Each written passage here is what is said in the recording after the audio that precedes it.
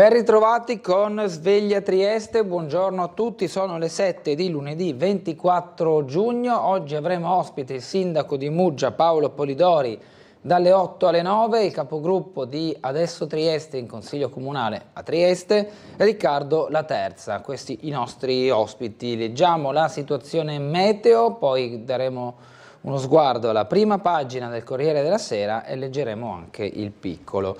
Una depressione interessa l'Italia e fa fluire correnti di bora al suolo sull'Alto Adriatico, mentre in quota sulla regione prevale un afflusso da sud-est più umido, specie verso le Alpi. Lunedì la bora sarà più intensa, mentre martedì calerà, favorendo l'instabilità pomeridiana. Per oggi nuvolosità variabile sulla costa, sofferà bora forte con raffiche che nella zona di Trieste potranno sfiorare i 100 km orari. Bora moderata in pianura, più sostenuta verso est e sulla bassa. Su tutte le zone non è da escludere la possibilità di qualche breve pioggia. Temperature minime 21-24 gradi, massime 26-29 gradi centigradi. Andiamo a domani, cielo variabile, dal pomeriggio rovesci e temporali sparsi che potranno portare a piogge solo localmente, anche abbondanti. Temperature tra i 20 e i 22 gradi le minime, 25 e 27 gradi invece le massime. Il Corriere della Sera che apre con lo sport, le due fotonotizie, da un lato Sinner che trionfa anche sull'erba e poi Italia-Croazia, tocca a Retegui, il ballottaggio in attacco fra Retegui e Scamacca, vedremo chi sarà il centravanti questa sera nella terza partita del girone dell'Italia contro la Croazia. Sfida nelle città per i ballottaggi, affluenza in calo, elezioni, oggi verdetti per i sindaci, seggi aperti fino alle 15, autonomia, la lente del colle sulla riforma per quanto riguarda le elezioni e anche l'autonomia. Delitto Mollicone, i PG condannate la famiglia Mottola, a pagina 20 si torna su questo caso. Il Corriere poi nelle pagine 30 e 31, Francoforte, rivolta degli scrittori italiani, la lettera sulla fiera. Dove si va se il motore è in folle, scrive Danilo Taino. Macron, Scholz e l'Unione Europea è l'articolo di fondo di oggi del Corriere della Sera. Il generale De Gennaro, indagini, arresti, il lavoro nero mina il mercato, denunce per 200 aziende, scoperti 60.000 addetti in nero, parla il comandante della Guardia di Finanza De Gennaro proprio sulle operazioni che stanno portando i risultati di un sommerso di lavoro nero piuttosto importante in Italia. Russia, attacco dei terroristi, morti in chiesa e in sinagoga, tra le vittime ci sono un prete e 8 poliziotti. Attentato in Dagestan, colpite una chiesa e una sinagoga, tra le vittime ci sono 8 poliziotti e un sacerdote, uccisi 4 terroristi, è stato detto dalle forze di polizia. Gli aiuti di Stato a Fiat e Stellantis, gli aiuti di Stato ricevuti da Fiat e Stellantis, scrive Milena Gabanelli nell'articolo Dataroom in compagnia di Rita Querzè, dal 1990 al 2019 su 10 miliardi di investimenti 4 sono soldi pubblici, nel 2021 persi 10.000 posti di lavoro ma spariti 16 miliardi, questo è il conto che viene stilato nell'articolo a pagina 21. Il segreto, scrive Alessandro D'Avenia, con la rubrica che chiude la pagina del Corriere della Sera. Sullo sport abbiamo visto l'Italia giocherà questa sera contro la Croazia. Andiamo alle notizie del piccolo, con in primo piano il ritrovamento del corpo di Christian Molnar. Era l'unico ancora disperso dei 3 ragazzi che hanno subito la piena del Natisone il 31 di maggio di quest'anno, 24 giorni fa, ritrovato difatti ieri, dopo 23 giorni, il corpo del giovane travolto con le 2 amiche dalla piena del Natisone. Era in una forra scrive il titolo del Piccolo. Il cadavere si trovava vicino a dove erano state recuperate le salme di Bianca e Patrizia lo scorso 2 di giugno. I vigili del fuoco avevano perlustrato più volte quella cavità tra i massi dentro i quali scorre il natisone, senza riuscire a trovare Christian Kasian Molnar, il 25enne rumeno travolto dalla piena con le amiche Patrizia Kormos e Bianca Doros lo scorso 31 maggio. A 23 giorni dalla tragedia, i sommozzatori del nucleo speleo alpino fluviale dei vigili del fuoco, il livello dell'acqua molto più basso ha consentito di scorgere, coperto da ramaglie, il corpo privo di vita di Christian. L'automia sotto la lente del Colle, servirà a tempo in esame il disegno di legge, diritti e vincoli, perché l'Italia non vuole il MES, il commento a pagina 13. Dai concerti alle partite, lo stadio Rocco è pronto. L'altra notte è terminato il rifacimento del campo dello stadio Nereo Rocco, ora l'impianto gode di un prato idoneo a ospitare competizioni internazionali. La rizzollatura era iniziata dopo i concerti di Ultimo e Max Pezzali, su indicazione dell'agronomo Giovanni Castelli, è stato scelto un tappeto alto 3,84 cm, il campo è pronto e operativo, precisa Hermes Canciani, presidente della FIGC regionale. Mucillagini, la bora spariglia ma i filamenti non se ne vanno, la prima bora è arrivata spazzando dalla costa gran parte delle mucillagini, ma l'allarme non è ancora del tutto terminato, il fenomeno nel Golfo. Quei rintocchi delle campane nel paese, vicini alla famiglia, dice Massimiliano Fedriga, perché ieri a Premariacco hanno suonato a morto le campane dopo il ritrovamento del corpo di Christian Molnar, il cordoglio da parte anche delle rappresentanze istituzionali, dal sindaco di Premariacco de Sabata al presidente della regione Fedriga. Civitavecchia attende nuovi scavi archeologici, Casa Francol l'incognita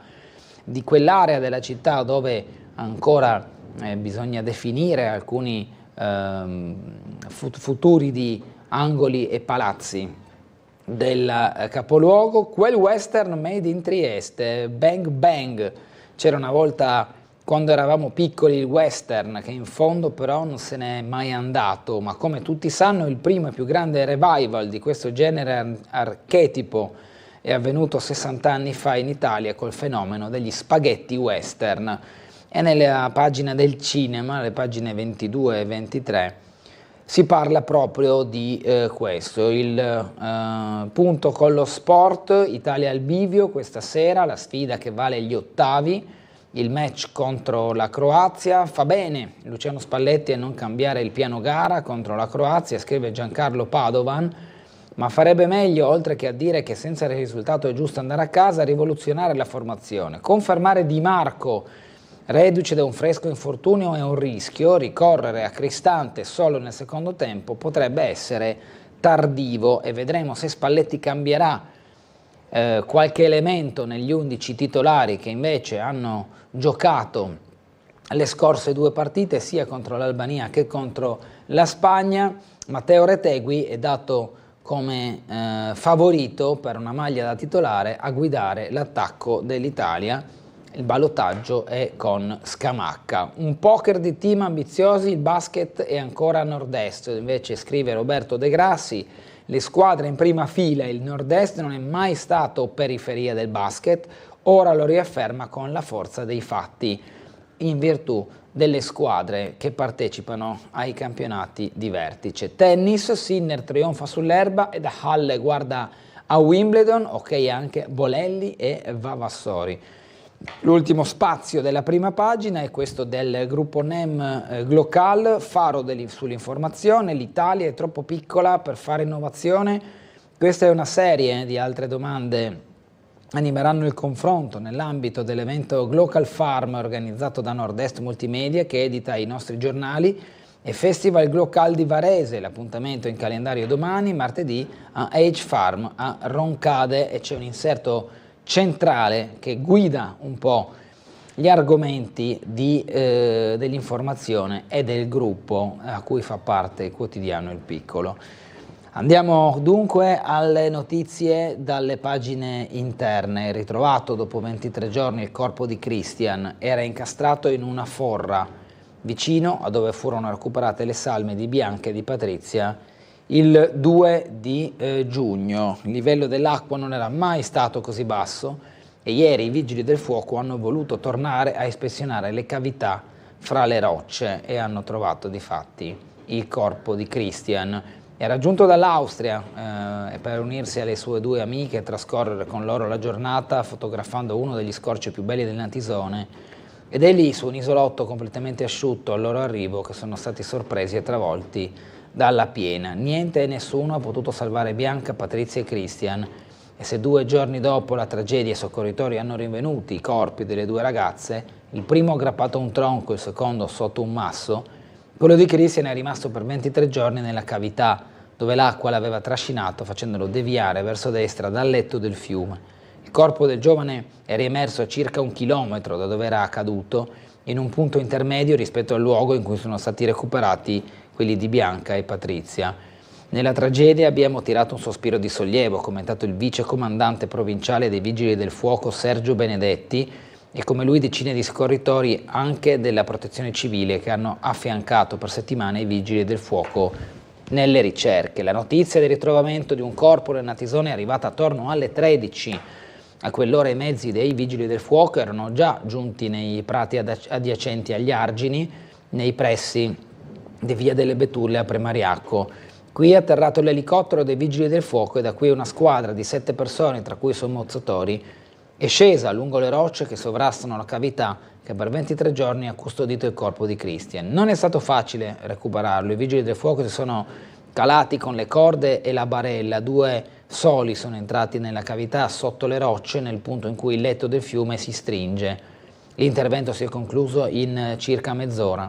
Alle 15 dal prato di Via delle Betulle si è alzato l'elicottero dei Vigili del Fuoco dotato di verricello con il quale è stata recuperata la salma prima di consegnarla ai carabinieri e di trasferirla al campo base di Orsaria, dove ad attenderla c'era anche il medico legale Carlo Moreschi, che ha eseguito l'ispezione cadaverica. Dal campo base la salma a bordo di un mezzo delle pompe funebri ha raggiunto l'obitorio dell'ospedale di Udine, dove Petru Radu, il fratello di Christian, ha potuto completare le procedure con il riconoscimento. In serata, infatti, il legale della famiglia Molnar, l'avvocato Gaetano Laghi, ha confermato che il corpo ritrovato nel fiume Natisone è quello di Christian Molnar, è stato ritrovato con gli stessi vestiti che corrispondono con quelli indossati dal ragazzo nel giorno della tragedia nel Natisone, e c'era anche il cellulare del ragazzo, quindi già dall'inizio non c'erano molti dubbi circa la sua identità,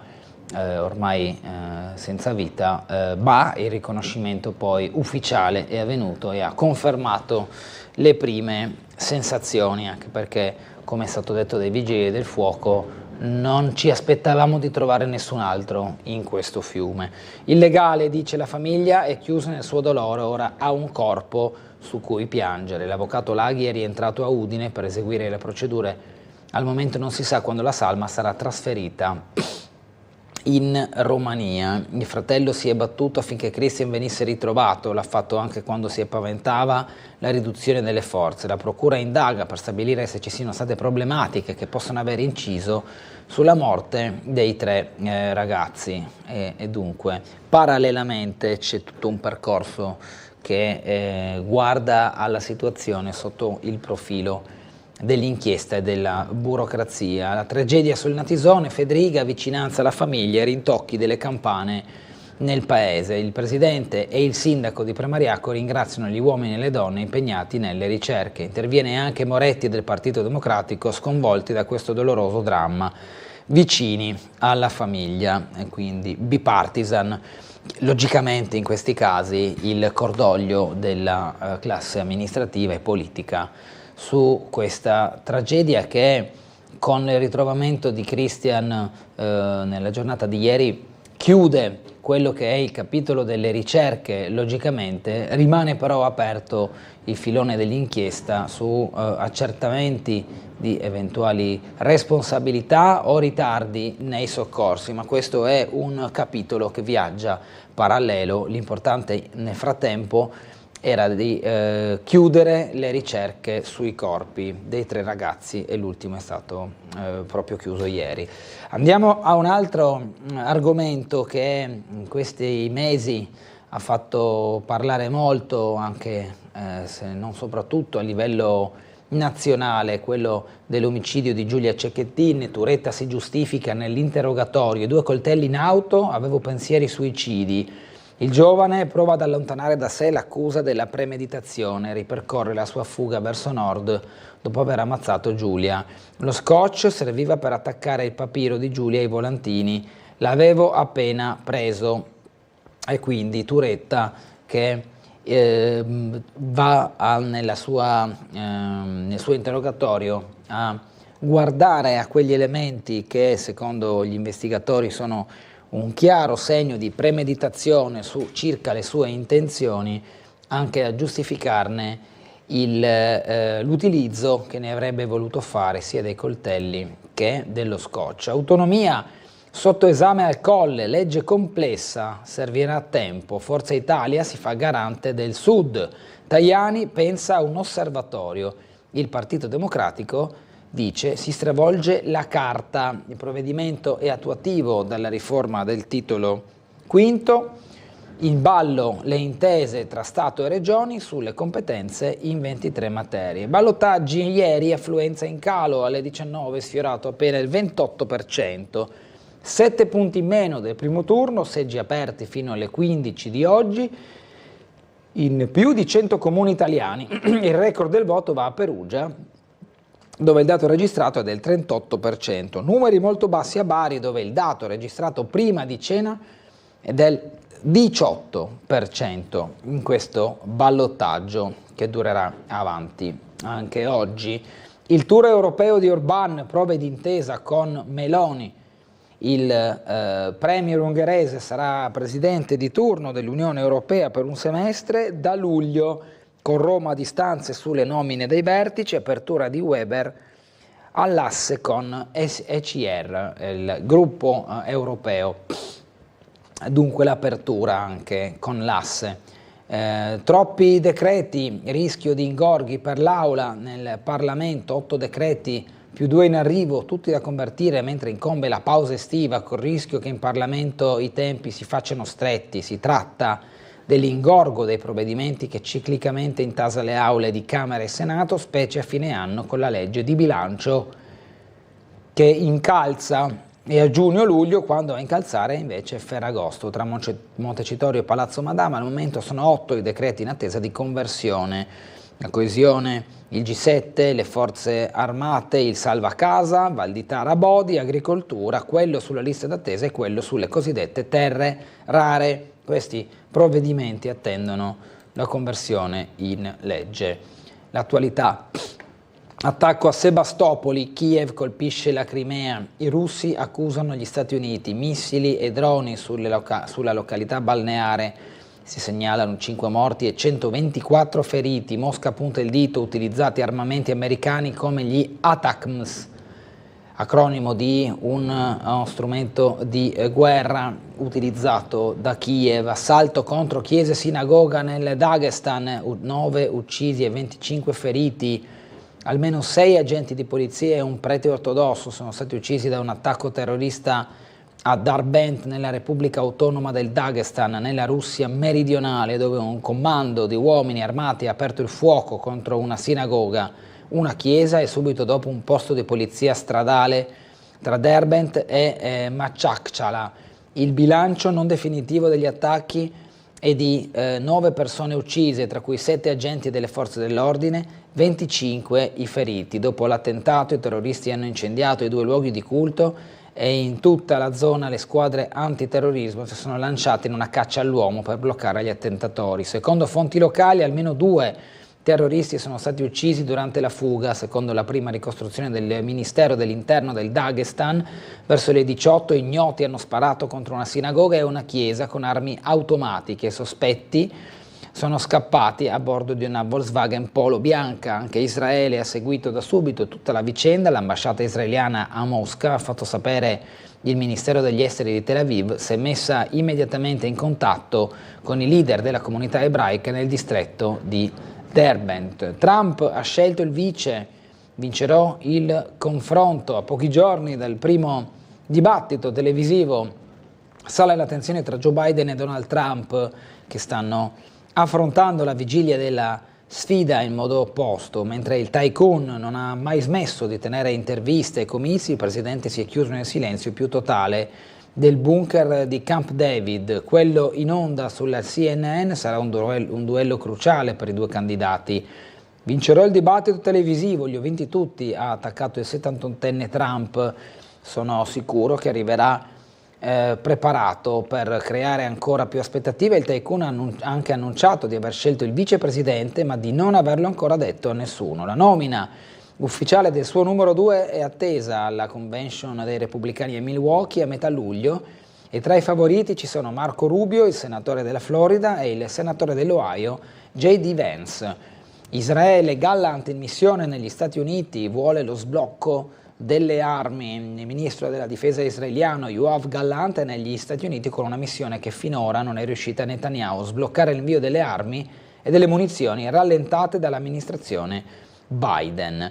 Tra nuove ambasciate e fondi per la cultura, l'ombra di Mosca nella Repubblica Spurska per l'Institute for the Study of the War. La Russia stringerebbe i legami con l'entità politica dei serbi di Bosnia, creando nuovi fronti nell'area.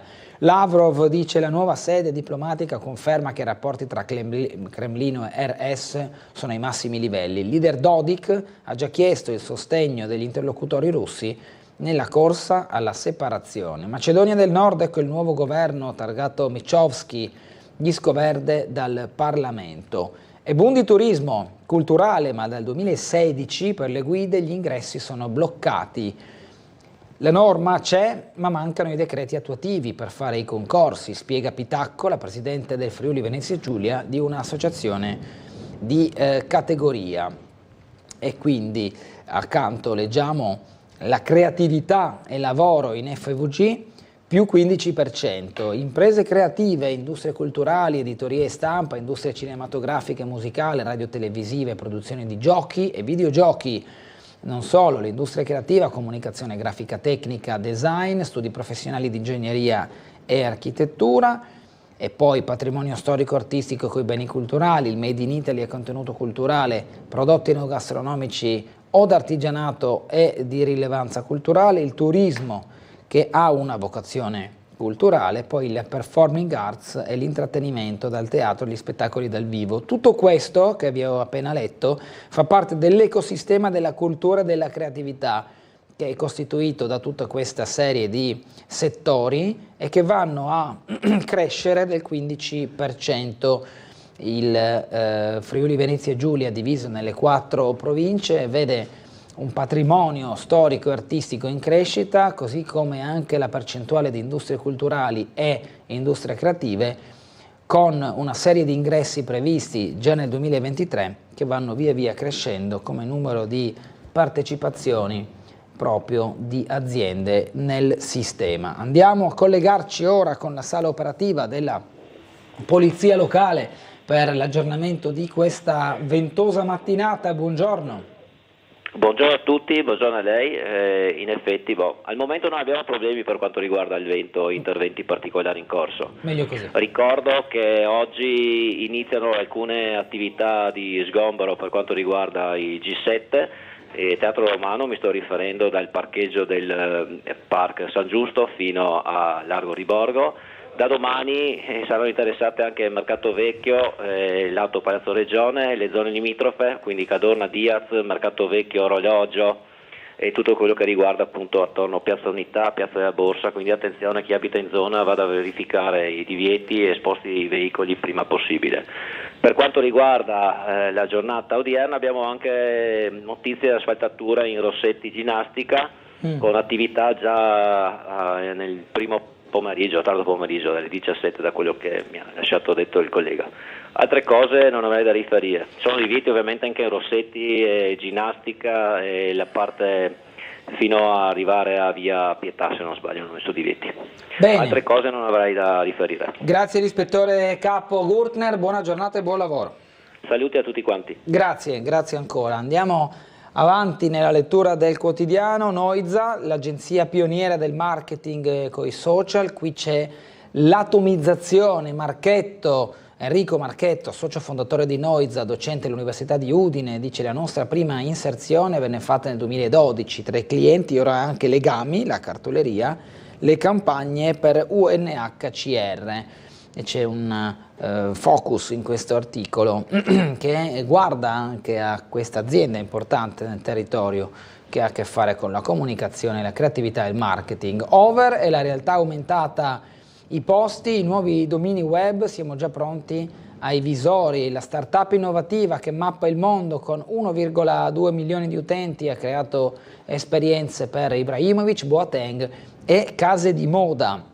Grazie alla tecnologia e quindi all'innovazione e alla creatività che si mescolano nei prodotti offerti da queste start-up. L'editore Bottega Errante, essere lontano dai centri, ripara dall'omologazione, organizza il Festival del Coraggio ed estensioni. Copetti, una socia, dice: la pandemia, ora è più difficile portare lettori alle presentazioni. Andiamo alla situazione degli stranieri minori soli accolti in Friuli Venezia Giulia. 1 su 5 arriva da altre regioni. In assenza di una cabina di regia nazionale, le strutture locali suppliscono alla necessità di realtà i cui posti sono esauriti. Quasi 1 su 5, scrive Giovanni Tomasin, tra i minori stranieri non accompagnati ospitati in Friuli Venezia Giulia non arriva dalla rotta balcanica ma da altre regioni italiane. Secondo l'ultima rilevazione di aprile, che va presa soltanto a scopo indicativo, che i dati sono di continuo flusso, erano 141 i minori inviati nella nostra regione da altri comuni italiani, su un totale di 716 minori ospitati. È così che Friuli Venezia Giulia, punto d'arrivo della rotta balcanica e seconda regione in Italia per ingressi di minori stranieri non accompagnati, si trova talvolta a supplire la necessità di altri enti, pur geograficamente collocati in aree meno calde. In un'intervista rilasciata al Piccolo sui fatti di cronaca delle scorse settimane, il procuratore dei minorenni Nicola Russo ha parlato di ragazzi che arrivano da altre città italiane in cui sono accolti, come ad esempio quelle della Lombardia, ma dove i posti dell'accoglienza sono ormai pieni. Per comprendere come avvenga il fenomeno ne parliamo con l'assessore al sociale del Comune di Trieste, Tognolli, che dice: in realtà il flusso avviene nei due sensi, spiega. Noi riceviamo minori provenienti dalla rotta balcanica e li inseriamo nelle strutture convenzionate con noi. Ci sono però strutture accreditate che accolgono direttamente anche minori mandati da altri comuni come Milano, per esempio. Noi contribuiamo a questo flusso quando a volte mandiamo nostri minori in altri territori. Ma a quale necessità rispondono questi scambi? Capita quando devi gestire una situazione di emergenza, il sindaco è responsabile di questi minori e quindi io per delega, e vanno allocati in qualche maniera. Se in quel momento non c'è la disponibilità si cercano posti altrove, dice Tognolli. Registro dei posti autorizzati, il totale supera quota 1200, il meccanismo con la mancanza di progetti di integrazione. L'accoglienza di un minore straniero non accompagnato sul territorio italiano è scandita da alcune fasi in linea di principio valide per tutti, ma vengono poi declinati diversamente a seconda del territorio. Anche il Friuli Venezia Giulia ha le sue specificità, oltre alle ovvietà geografiche. Una di queste è quella di non aderire a progetti del sistema di accoglienza integrata nazionale per i minori stranieri non accompagnati, preferendo una gestione autonoma. Il decreto regionale 158 del 2022 è il testo che regolamenta la disciplina delle procedure di autorizzazione, vigilanza e accreditamento delle strutture per minori, in attuazione della legge regionale 6 del 2006. sul sistema integrato di interventi e servizi a tutela dei diritti di cittadinanza sociali. Il decreto prevede che gli uffici regionali competenti tengano un registro delle strutture autorizzate e accreditate in regione. Al momento le strutture autorizzate, quelle la cui regolarità è stata confermata dal pubblico, ammontano a 127 posti a Pordenone, 500 posti a Udine, 127 posti a Gorizia, 446 posti a Trieste. Il numero delle strutture accreditate, ovvero quelle che hanno la possibilità di lavorare in convenzione con gli enti locali e regionali, è ovviamente più basso: 180 posti a Udine, 87 a Trieste, 109 a Gorizia e 119 a Pordenone. Con questa notizia andiamo in pubblicità e la lettura del quotidiano la riprenderemo tra qualche minuto, dopo la pausa, tra poco.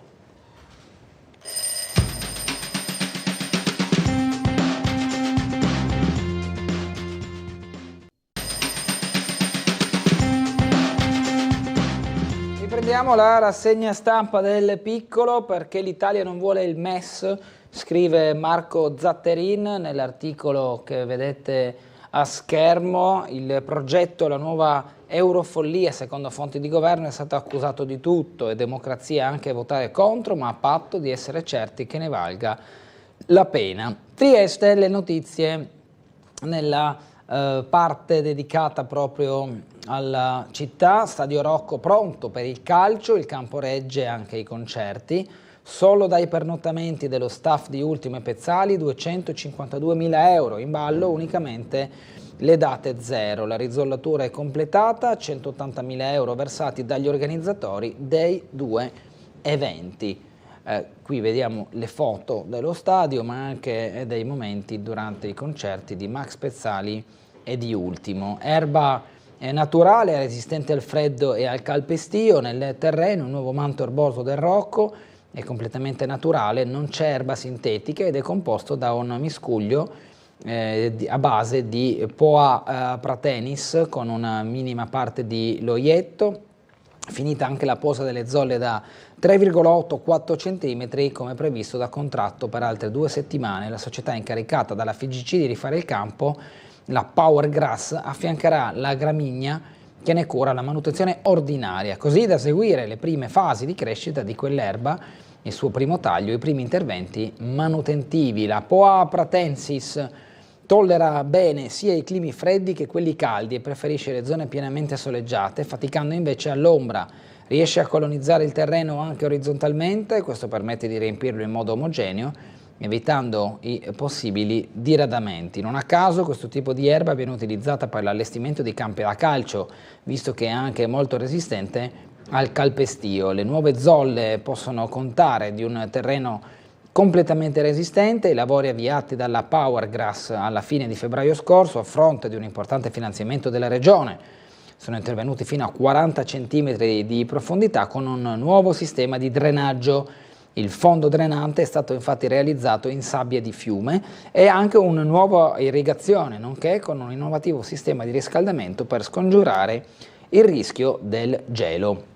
I costi di gestione dell'impianto e l'alternativa di Piazza Unità, la coabitazione fra musica e Triestina che non punta solo alle partite. Volendo inserire Trieste tra le tappe dei grandi concerti del 2025 della prossima estate, serve decidere e muoversi ora.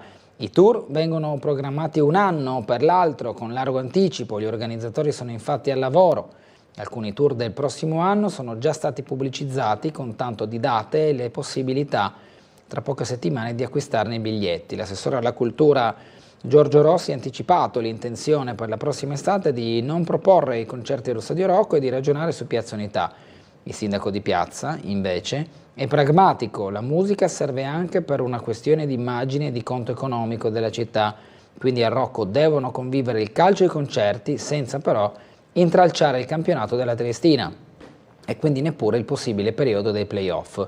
Il sindaco ricorda come mantenere il Rocco a costi non indifferenti, quindi non si può scartare a priori la possibilità di farlo rendere lo stadio stesso grazie a degli eventi, e questo ragionamento lo dovrebbe fare anche la Triestina se intende proporsi come gestore dello stadio. Sia chiaro, aggiunge, che non voglio avere più i problemi di quest'anno, la Triestina non deve avere disguidi, ma va trovato un equilibrio, perché come detto più volte non si vive di solo calcio ma neppure di sola musica.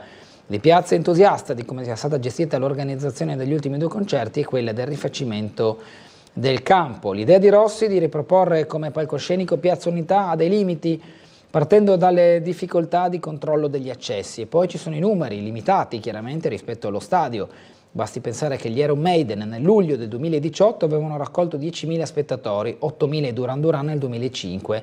Da allora però, dopo la strage della discoteca di Corinaldo e la stretta normativa sugli spettacoli, la capienza potrebbe venire ulteriormente ridotta e non sono i 25.000 dello Stadio Rocco, gli stessi 10.000 che sono possibili in Piazza Unità, e quindi anche sui numeri si gioca la scelta del sito per i concerti. La Bora spariglia le mucillaggini, ma i filamenti non se ne vanno, serve un vento più forte per rimescolare il mare, liberare le insenature e i marina, negli stabilimenti i bagnanti tornano a respirare, rimane l'allarme per le barche. Ieri abbiamo fatto il punto su quella che era la giornata di ieri, ovviamente con il vento di domenica che ha aiutato e non poco a sparpagliare le mucillaggini e a rompere quelle chiazze che si erano viste. Molte delle mucillaggini si sono raccolte vicino ai porticcioli. Oggi che l'intensità del vento è maggiore ci sarà un nuovo colpo di spugna verso le mucillaggini che abbiamo visto nel Golfo per oltre una settimana. Facciamo il punto con le immagini di ieri. È arrivata la Bora ed ha spazzato il Golfo di Trieste dalla mucillaggine che da oltre una settimana aveva ricoperto ampie aree di mare, l'intero Canal Grande, lo specchio acqueo lungo le rive, moli e passerelle dei circoli nautici e in provincia lungo la costa come a Muggia. In nottata, come detto, è cominciata a soffiare bora moderata ma sufficiente per rimescolare le acque e spazzare la superficie del mare. Secondo le previsioni meteorologiche il vento dovrebbe continuare anche con forza sostenuta domani e fino a martedì. Dunque il problema dovrebbe per il momento essere risolto, ma anticipano gli esperti, l'immagine di questi giorni con le chiazze lungo il Golfo potrebbe anche ritornare. L'intenso fenomeno ha riguardato intere zone dell'Adriatico, ma la maggiore concentrazione di mucillaggine che ha ricoperto la superficie marina di un colore giallognolo grigio si è verificata per lo più a Trieste e dintorni. Una superficie che in certe immagini sembrava essere solida, come un pavimento ligneo a dare continuità ai tratti in pietra o i moli della costa. L'intenso fenomeno, che provoca un forte olezzo anche a distanza di metri, sarebbe stato provocato, secondo gli esperti, da uno sbalzo termico e dal sole forte, fattori che favorirebbero la proliferazione della mucillaggine. Questa, benché non comporti problemi per la salute pubblica, ha causato danni alla pesca locale e agli stabilimenti balneari. Molti di questi infatti hanno notato un atteggiamento guardingo da parte dei frequentatori che si sono tenuti a distanza dal fare il bagno. Oggi però, con l'azione della Bora, il cosiddetto touch è benché fattibile. E nella stessa pagina leggiamo anche cosa è accaduto a 3 ragazze. Imbarcazione disalbera, soccorse 3 ragazze dalla Capitaneria di Porto, 3 ragazze slovene che si sono trovate nei guai in mezzo al mare e hanno avuto poi pronto intervento da parte della Guardia Costiera. Vediamo cosa è successo. La Capitaneria di Porto ha salvato questa mattina 3 giovani donne slovene la cui barca aveva subito un disalberamento mentre navigavano al largo di Punta Sdobba, un danno causato probabilmente dalle forti raffiche di bora che dalla notte scorsa sferzano il Golfo di Trieste. Dalla barca, un natante a vela di 9 metri, battente bandiera slovena, è partita una chiamata di soccorso via VHF e via DSC, Digital Selective Call. Le occupanti, rassicurate del pronto intervento della Capitaneria, hanno seguito le indicazioni di dare fondo all'ancora e indossare giubbotti di salvataggio. Nel frattempo, in via precauzionale, la sala operativa Centro VTS, Vessel Traffic Service della Capitaneria di Porto di Trieste, ha chiesto a un'unità nelle vicinanze, il rimorchiatore Med Silver, impegnato in attività di prove in mare, di raggiungere il natante disalberato e di verificare la situazione. Dopo 30 minuti dalla chiamata iniziale, la motovedetta SAR CP 881 della Guardia Costiera di Trieste ha raggiunto la posizione dell'incidente e ha immediatamente accolto a bordo le occupanti dell'unità sinistrata, infreddolite e scosse ma in buone condizioni di salute. Successivamente sono state riportate a terra in sicurezza nel porto di Monfalcone. Continuiamo col piccolo, sassi a terra e appostamenti, torna l'incubo ladri a San Vito, i residenti in salita di Promontorio segnalano le strane pietre messe sulla strada, rappresentano un altro codice di comunicazione tra malviventi per studiare le vittime. La polizia ha fermato e identificato un uomo che stazionava per ore nella zona con il fenomeno dei furti negli appartamenti. Leggiamo poi anche scontro fra 3 auto, traffico bloccato in tutta Barcola, accaduto ieri nel pomeriggio, a metà pomeriggio, nel lungomare di Barcola, nei pressi del bivio di Miramare. Sono stati 3 i feriti non gravi, 2 trasportati in ospedale, 1 medicato sul posto. E di 3 feriti fortunatamente non gravi e di 3 mezzi danneggiati il bilancio di un incidente accaduto questo pomeriggio a Barcola, circa 100 metri prima del bivio in direzione costiera. La dinamica del sinistro è in corso di accertamento. Dalle prime informazioni sembra sia stato causato da un impatto frontale fra una Jeep e una Grande Punto. La terza auto che ha riportato danni era una Ford in sosta. Sul posto sono giunte l'ambulanza e l'automedica. A bordo della Grande Punto c'erano una ragazza trasportata in ambulanza a Cattinara con ferite lievi e un ragazzo medicato sul posto. Ricoverato anche l'uomo alla guida della Jeep che è stato trasportato in ospedale. Il sinistro ha inevitabilmente condizionato il traffico con notevoli code di mezzi in colonna. Sul posto, oltre alla polizia locale e di Stato per i rilievi e la viabilità, anche i vigili del fuoco per la rimozione dei mezzi incidentati. A San Giovanni più bambini e la parrocchia ripensa gli spazi, aree verdi al posto dei campi sportivi per attirare più piccoli. L'oratorio diventerà un centro di aggregazione per il rione. I lavori in via San Cilino, a volte anche un piccolo cantiere, può testimoniare una trasformazione in atto nei rioni della città. È il caso della ristrutturazione in corso dell'oratorio della parrocchia di San Giovanni, iniziata lo scorso aprile e oggi avviata verso la conclusione con la revisione degli spazi. Maggiori saranno le aree verdi dedicate ai fruitori dell'oratorio. In vendita 11 alloggi Ater, offerte fino al 9 agosto, il piano vendita poi troverete tutto all'interno del sito www.trieste.aterfvg tuttoattaccato.it. Faccio vedere il link per qualora qualcuno volesse approfondire, lo vedete qui, lo provo a evidenziare, che se ci clicco sopra me lo apre, vabbè, ecco qua, infatti, sapevo io. Allora lo evidenziamo così, molto meglio, www.trieste.aterfvg.it. Ci sono tutte le informazioni su questi immobili alloggi in vendita. Il futuro di Cittavecchia, nuovi scavi archeologici e l'incognita Casa Francollo, fra i 400 visitatori al sito di Crosada Capitelli. Anche il sindaco di piazza, probabile un secondo cantiere, ma per la riqualificazione servirà tempo. I reperti storici non mancano, l'interesse dei triestini neppure, come dimostrano i numeri della visita della scorsa settimana, con più di 400 partecipanti in 2 giorni, ma per vedere il sito compreso tra via Crosada e via dei Capitelli diventare un autentico percorso archeologico a cielo aperto sarà necessario attendere ancora del tempo, per motivi principalmente di ordine progettuale, oltre a quelli burocratici. Sartoria, dopo l'appello, la valanga di jeans, l'Ister ringrazia la città e cuce la borsa del Papa. Invitati dalla Coop, in tanti hanno donato vecchi denim per creare i 2200 accessori commissionati dalla CEI per la settimana dei cattolici. In mezzo ai gatti liberi, nel nome di Margherita Hack, il premio e l'impegno di Innocenzi. La targa assegnata alla reporter per l'attività a tutela degli animali, la consegna nell'ambito della festa di porte aperte dell'Oasi Felina. I limiti acustici e gli orari, l'estate muggesana fa spostare le lancette. La deroga firmata dal sindaco Polidori venerdì.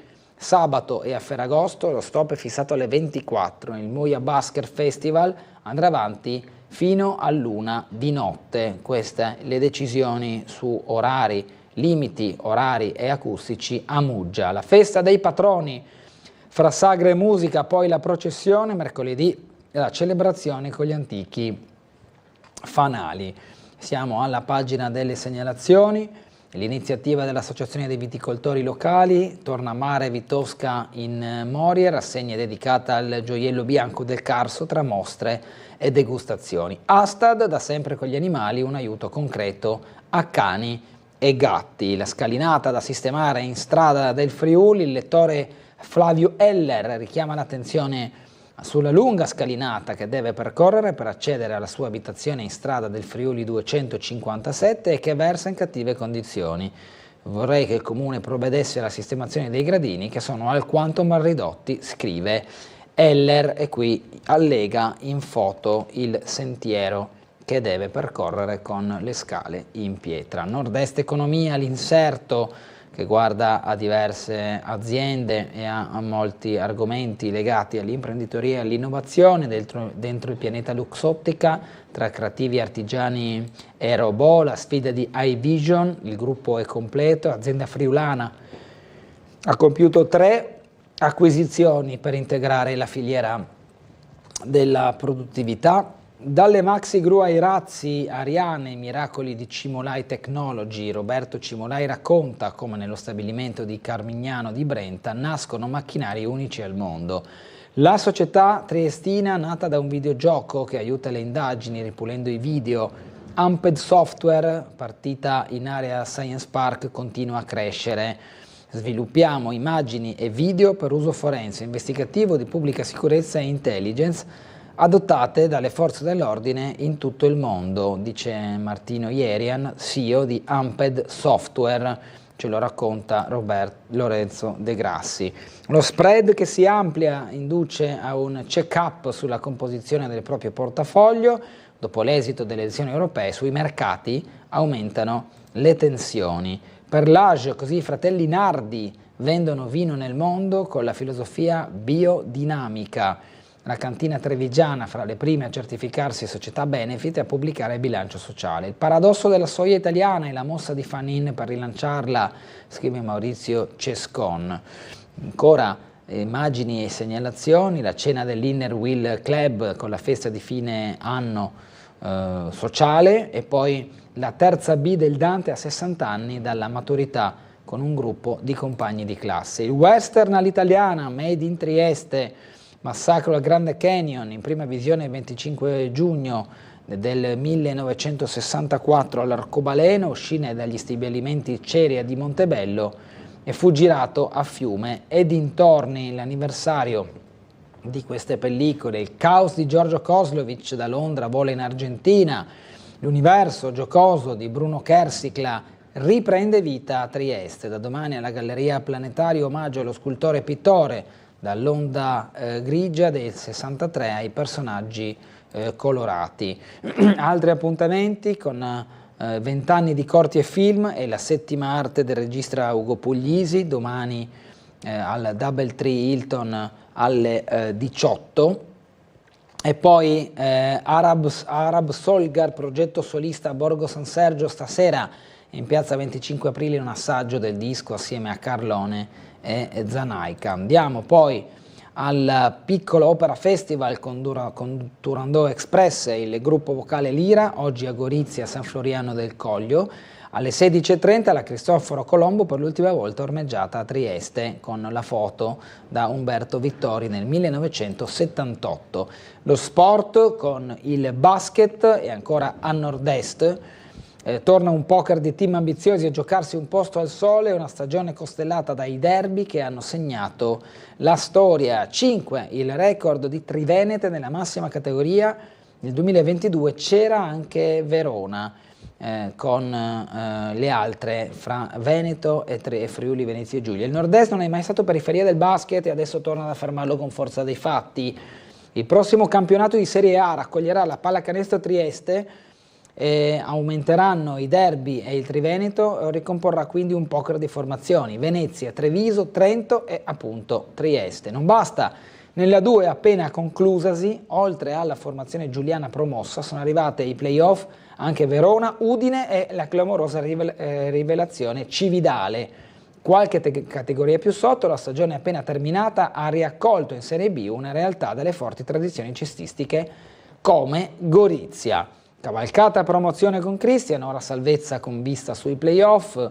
Le idee le hanno chiare e sono ambiziose. L'esordio era stato magari un po' troppo ottimista, Eurolega in 3 anni, ma di sicuro hanno la determinazione per voler arrivare in alto. La Pallacanestro Trieste è da 1 anno e mezzo in mani americane, la proprietà è la Cotogna Sports Group, presidente Richard De Meo. Non è un fondo ma una società creata ad hoc da professionisti legali, medici, economisti, anche un ex campione di football americano, legati da un comune passato di studi alla Wharton Business School. Hanno dato respiro a un futuro e a una società che si stava interrogando su quali basi continuare dopo la conclusione dell'era Allianz. La retrocessione dello scorso anno ha rappresentato un inatteso intoppo, per noi è solo un incidente di percorso, dicono, dovremmo procrastinare i nostri sogni di 1 anno, aveva commentato De Meo, e infatti poi la promozione in Serie A ha riportato il progetto nella giusta carreggiata. Unione, 20 milioni dagli Stati Uniti, è passato 1 anno dall'acquisizione della Triestina da parte del fondo americano di LBK, gli impiegati 20 milioni per riappianare le perdite e andare avanti con il progetto, sono i fondi già utilizzati dalla proprietà della Triestina. Qui Venezia, Reyer più leggera è ragionatrice, ma in Eurocup bisogna migliorare. La NutriBullet cerca un'annata tranquilla, Vitucci conferma i suoi luogotenenti. Triestina nel primo anno già 20 milioni dagli Stati Uniti, come riprendeva il menù. Riappianate le perdite negli ultimi esercizi, ora riparte la stagione di un club che per inseguire la B dal 2017 ha bruciato 50 milioni di euro. L'indirizzo societario è di avviare azioni orientate nel tempo alla sostenibilità. Il modello dice che i conti, semmai ve ne fosse necessità, certificano il fatto che oggi, come negli ultimi anni, il modello di business adottato finora è lontanissimo dal garantire una sostenibilità all'azienda. Non funziona il sistema del mondo del calcio italico e men che meno quello della Serie C, fatte eccezioni per le piazze medio-piccole che non ambiscono a scalare le categorie. I costi della produzione della passata stagione, 12.524.176 euro, costo del personale 8,2 milioni, hanno subito un incremento rispetto a quelli del bilancio precedente, 11.196.000 euro, costo del personale 7 milioni e mezzo, e sono destinati a salire. Il valore della produzione, i ricavi nel conto economico, è stato di 2.393.000 euro, quindi i costi sono almeno 5 volte i ricavi, e in passato il valore della produzione ha raggiunto il suo top con 3,2 milioni nel 2018-2019, l'anno del centenario e della finale playoff, prima di sprofondare per effetto della pandemia, quindi i ricavi sono ben inferiori rispetto ai costi in tutti questi anni. Pizzul dall'Unione all'Academy, a quell'infortunio da incubo, la storia raccontata da Guido Roberti con l'intervista al Luca Pizzul, 25 anni compiuti, appellativo da bravo ragazzo, che appare fin troppo temperata come descrizione. Luca Pizzul, triestino ed ex giocatore della Triestina, l'estate scorsa ha effettuato una scelta di vita rinunciando al professionismo, privilegiando la coniugazione tra sport e lavoro nella sua città. Di giorno nel settore assicurativo bancario, la sera in forza alla Trieste Academy. Niente più Unione, Pro Patria e Renate, le squadre che gli hanno fatto collezionare 120 presenze in Serie C, bensì la società del presidente Alex De Bosicchi in promozione, questo per coniugare anche il lavoro. Campanelle Montebello Don Bosco verso la fusione nel calcio dilettanti, questa è la novità, i 2 club si uniranno nella stagione 2025-2026, il bianco-blu Giorgi dice non faremo domanda di ripescaggio in prima categoria. L'eccellenza, il Ciallismo Zane è molto vicino al ritorno in Serie D, doppia promozione ipotecata per il Tennis Club Triestino, prestazione perfetta per la squadra maschile e femminile, nel prossimo fine settimana il possibile timbro per la B2. L'UFM Monfalcone rifà il look in vista dell'eccellenza, Gabrielli, Rebecchi e Damiani salutano Monfalcone, il DS Corso dice non reciteremo il ruolo della comparsa, sempre fra i dilettanti. Il canottaggio ai campionati italiani Under 19, le sorelle Triestine De Vincenzi conquistano la medaglia d'oro, grande exploit sul lago di Varese per Noemi e Annette, tesserate con il Nettuno, podio più alto anche per Josef Marvucic di San Giorgio di Nogaro. Canoa, Internazionale di Auronzo e Circolo Marina Mercantile detta legge con gli under 16, qui la foto del podio, complimenti a tutti i ragazzi. Euro 2024, l'Italia al bivio, gli azzurri con la Croazia, serve un punto per qualificarsi agli ottavi. Di Marco recupera, Retegui dall'inizio, ballottaggio Fagioli Cristante per il centrocampo. Così questa sera alla Red Bull Arena alle 21. Probabile formazione con Donnarumma in porta, Darmian largo a destra, Bastoni e Calafiori difensori centrali, Di Marco nel suo ruolo di terzino sinistro. Barella imprescindibile per il centrocampo di Spalletti, Fagioli al suo fianco, Chiesa, Frattesi e Pellegrini alle spalle di Retegui. Non c'è dunque Jorginho, prende Fagioli il posto dell'italo brasiliano, c'è il ballottaggio con Cristante. Chiesa, Frattesi e Pellegrini invece confermati nella linea della tre quarti alle spalle di Retegui, favorito su Cristante. La Croazia schiera in porta Livakovic con la linea a 4 con Gvardiol, Pongracic, Sutalo e Stansic, il centrocampo con Pasalic, la stella Modric con il suo ruolo di regista centrocampo e Kovacic, Susic alle spalle di Petkovic e Kramaric. Le indicazioni del CT Dalic sono infatti quelle di un modulo a 4 con Susic come trequartista alle spalle di 2 punte.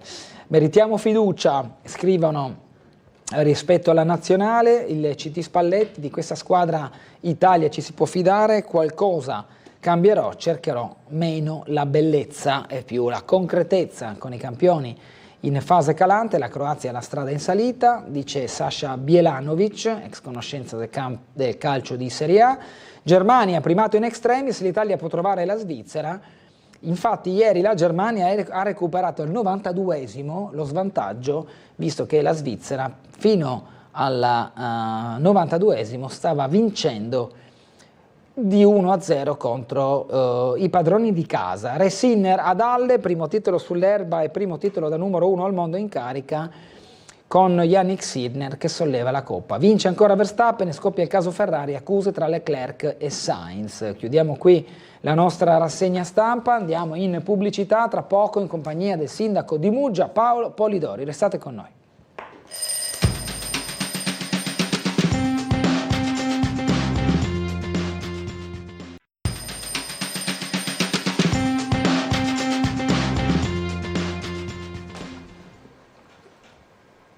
Ben ritrovati in diretta con Sveglia Trieste, lunedì 24 giugno, siamo in compagnia del sindaco di Muggia, Paolo Polidori. Buongiorno Bernardo, buongiorno ai telespettatori. Allora, abbiamo diversi argomenti, oggi c'è anche un punto sullo stadio Rocco, che non riguarda Muggia ovviamente, però insomma, cui progetto di centro sportivo per la Triestina, visto che quando si parla dello stadio Rocco il collegamento immediato è quello con la Triestina se si parla di sport, lo aveva presentato con la Triestina proprio lei, municipio, il primo passo fondamentalmente, cioè quello della individuazione del terreno, del progetto congiunto con l'Unione. Adesso ci dicevamo fuori onda, bisogna andare veloci, no? Per fare in modo che questo progetto sia un progetto che anche come tempistica risponda alle esigenze della società stessa, no? Oltre che dal comune chiaramente. Sì, certo. Beh, le procedure ovviamente burocratiche sono sempre complesse. In questo momento dobbiamo vedere quali percorsi intraprendere per andare più spediti possibile. C'è la legge cosiddetta sugli stadi che ci viene incontro in questo caso, però stiamo mettendo a punto con la Triestina, perché i soggetti in questo momento sono il Comune di Muggia e la Triestina. Poi la questione campo del terreno è una questione completamente della Triestina e dei proprietari. Il Comune in questo momento non c'entra nulla. Vero è però che nel momento in cui tu devi mettere in piedi un partenariato pubblico-privato, dove ci potrebbero essere anche dei finanziamenti pubblici, è ovvio che poi la destinazione della proprietà del terreno dovrebbe essere pubblica. Questa è la cosa che dà più garanzie ovviamente a far partire con tutti i crismi il progetto stesso. Partono però anche altri lavori, facciamo un po' il punto, sindaco? Facciamo l'escursus. Facciamo l'escursus. Sì. Una mail intanto ci dice: buongiorno Golota, pessimo segnale il rinvio della seduta del Consiglio Comunale a Trieste. Siamo ai titoli di coda della Giunta? Punto di domanda? Ecco, qui la domanda gliela farei più da commissario, mi cambio il cappello come segretario provinciale della Lega. Se vogliamo fare della discordia è quella commissione. Se vogliamo fare un passaggio su quello, ci stiamo confrontando. È ovvio che ci sono, inutile nasconderlo, delle anime diverse per quanto riguarda la gestione dell'asilo, che poi non è ancora aperto, cioè non è un asilo pubblico, perché è un asilo che non esiste ancora formalmente, no? Quello è un non asilo. Un non asilo. Allora si deve cominciare a impostare, e quindi come si fa, con la mano pubblica o con la mano privata? Diciamo che, e si sappia questo, che ci sono anche esigenze di bilancio e anche il fatto che non si possono assumere un numero illimitato di persone all'interno di un comune, perché ci sono dei limiti. Meglio, se si assumono per l'asilo, non si possono assumere per altri settori che sono altrettanto strategici. Però, per cui anche questi ragionamenti vanno fatti. Ma vero è che c'è una difficoltà estrema ad aprire come ipotesi un asilo in questo momento con personale pubblico. Quindi se ne facciano una ragione, non è la privatizzazione degli asili, posto il fatto che rimarchiamo che Trieste è l'unica città, forse 2 città in Italia, mi pare con Bologna e Torino, che hanno la gestione degli asili direttamente dal comune, se no sono statali. Quindi questo è già un onere, un carico che se ne fa il Comune di Trieste. Per cui su questo il ragionamento va fatto sulla sostenibilità dell'apertura di un asilo nuovo e su questo ci confronteremo. Ovviamente non ci sono problemi di tenuta della Giunta, della maggioranza, insomma io penso che ci mancherebbe, no? che si vada a una crisi su questo, però i ragionamenti ne ho fatti, ognuno ha la sua sensibilità e poi vedremo come si va in aula, ma i numeri ci saranno. Glielo domando perché ero presente, ma il fatto che anche una consigliera della Lega abbia deciso di, diciamo, prendere le distanze dal provvedimento internamente, come è stata gestita, insomma? No, allora, diciamo intanto che in commissione si parlava soltanto del rinvio, sì. Quindi non della questione in sé, poi il voto sulla delibera è un'altra cosa. Certo. Quindi sul rinvio la Declic, che è la Presidente della Commissione, in maniera, cioè da Presidente, quindi da super partes, ha pensato di astenersi, quindi non è una presa di posizione né sulla delibera ed è stata una cosa, diciamo, equidistante, no? Proprio per il suo ruolo da Presidente. Chiariremo anche tutte queste questioni, ma nel momento in cui si va in aula, allora lì ci saranno i voti pro o contro la delibera. Assolutamente. Bene, allora ci spostiamo a Muggia, ci sono diversi punti che toccheremo. Partiamo da Caliterna, Sindaco. Caliterna, ci abbiamo speso tanti soldi, erano delle strutture assolutamente fatiscenti di questa, che ci sono state, che abbiamo ereditato dalle precedenti amministrazioni. È una cartolina da visita praticamente che fa parte dell'ingresso di Muggia, quindi era indecente vederla in quelle condizioni. Diciamoci ancora la palazzina vicina, quella dell'ingresso del parcheggio di Caliterna. Però intanto con le risorse che abbiamo a disposizione abbiamo messo a posto, abbiamo coibentato il tetto, abbiamo messo in sicurezza tutto, abbiamo rifatto quei pannelli di Corten che erano praticamente marci, perché mettere un ferro ruggine vicino al mare poi alla fine uno trae le sue conclusioni, infatti erano tutti corrosi. E in questo momento è il primo passo per rimettere Caliterna, cioè come zona, come centro intermodale di Muggia, perché lì vogliamo farci arrivare il Delfino, perché il Delfino deve arrivare, Caliterna non deve arrivare in un posto sperduto al di là del centro storico. Su questo ci sono stati errori di progettazione, ai quali bisogna aggiungere un molo, bisogna fare ancora tanti lavori, però secondo me è una zona che va valorizzata anche per quanto riguarda tutta la parte sul mare. E infatti sarebbe anche bello pensare, vedremo come, perché ovviamente far sul mare qualsiasi struttura fissa sicuramente, ma su quelle amovibili ci si può pensare, una bellissima struttura magari ricettiva, magari per quanto riguarda un lounge bar, qualche spazio magari anche per quei giovani che dai 20 anni in su, diciamo, non hanno tante occasioni di divertimento a Muggia. Le faccio vedere come è venuta fuori da un punto di vista esterno Caliterna. Chiedo alla regia se può servirmi l'assist verso il monitor del computer, così abbiamo le immagini di quello che poi Caliterna diventerà come punto anche l'Infopoint, no? Esatto, allora se pensi l'Infopoint comunque è una biglietteria che non c'è in questo momento a Muggia, un centro intermodale di scambio tra automobile, traghetto, bici, quindi anche... Eccolo qua. Ecco, questa è almeno guardate, presentabile, abbiamo rifatto tutte le parti, quelle in metallo con acciaio zincato brunito, per cui un altro tipo di resistenza al mare, alla salsedine, e soprattutto anche le colonne rivestite con la pietra nostra, la pietra di Muggia, e questa è sicuramente dei prodotti da valorizzare, ha una storia incredibile la nostra arenaria. Se pensiamo che hanno fatto anche dei lavori sul ponte di Rialto a Venezia, quindi hanno fatto dei lavori prestigiosi, perché non sfruttarla, visto che è nostra e abbiamo una cava con della pietra veramente di eccezionale qualità. Ecco qua. Ecco, questa è l'altra parte, si vede, no? Stride ovviamente da una parte questa struttura messa a nuovo, quella vicino era praticamente fatiscente come lo era la parte centrale, per cui metteremo mano prima possibile anche a quello. Questo deve diventare veramente un centro di riferimento di Muggia per il turista soprattutto. E poi per l'attracco del delfino verde, come diceva lei. Esatto, ecco, vedi, adesso si vedrà il molo, non si è visto, ma il molo è praticamente molto malandato. Però ecco la schiena, qui adesso fermo di nuovo l'immagine, è da rivedere, no? Questa parte qui che abbiamo visto, sì, la schiena dell'edificio, adesso c'è la sua intervista, ma dà l'idea di quello. Ecco qua. Questo è quello che abbiamo ereditato, ecco guardate, cioè come si fa ad arrivare a un turista, arriva a Muggia e vede una roba del genere.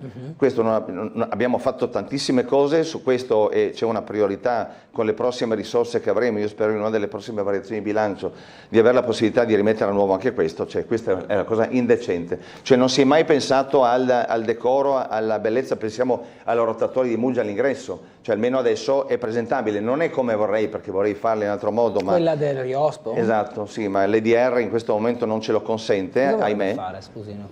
Qual è l'idea? Allora, in questo momento noi siamo soggetti al regolamento di FVG Strade che dice che bisogna avere la visibilità dall'altra parte della rotatoria.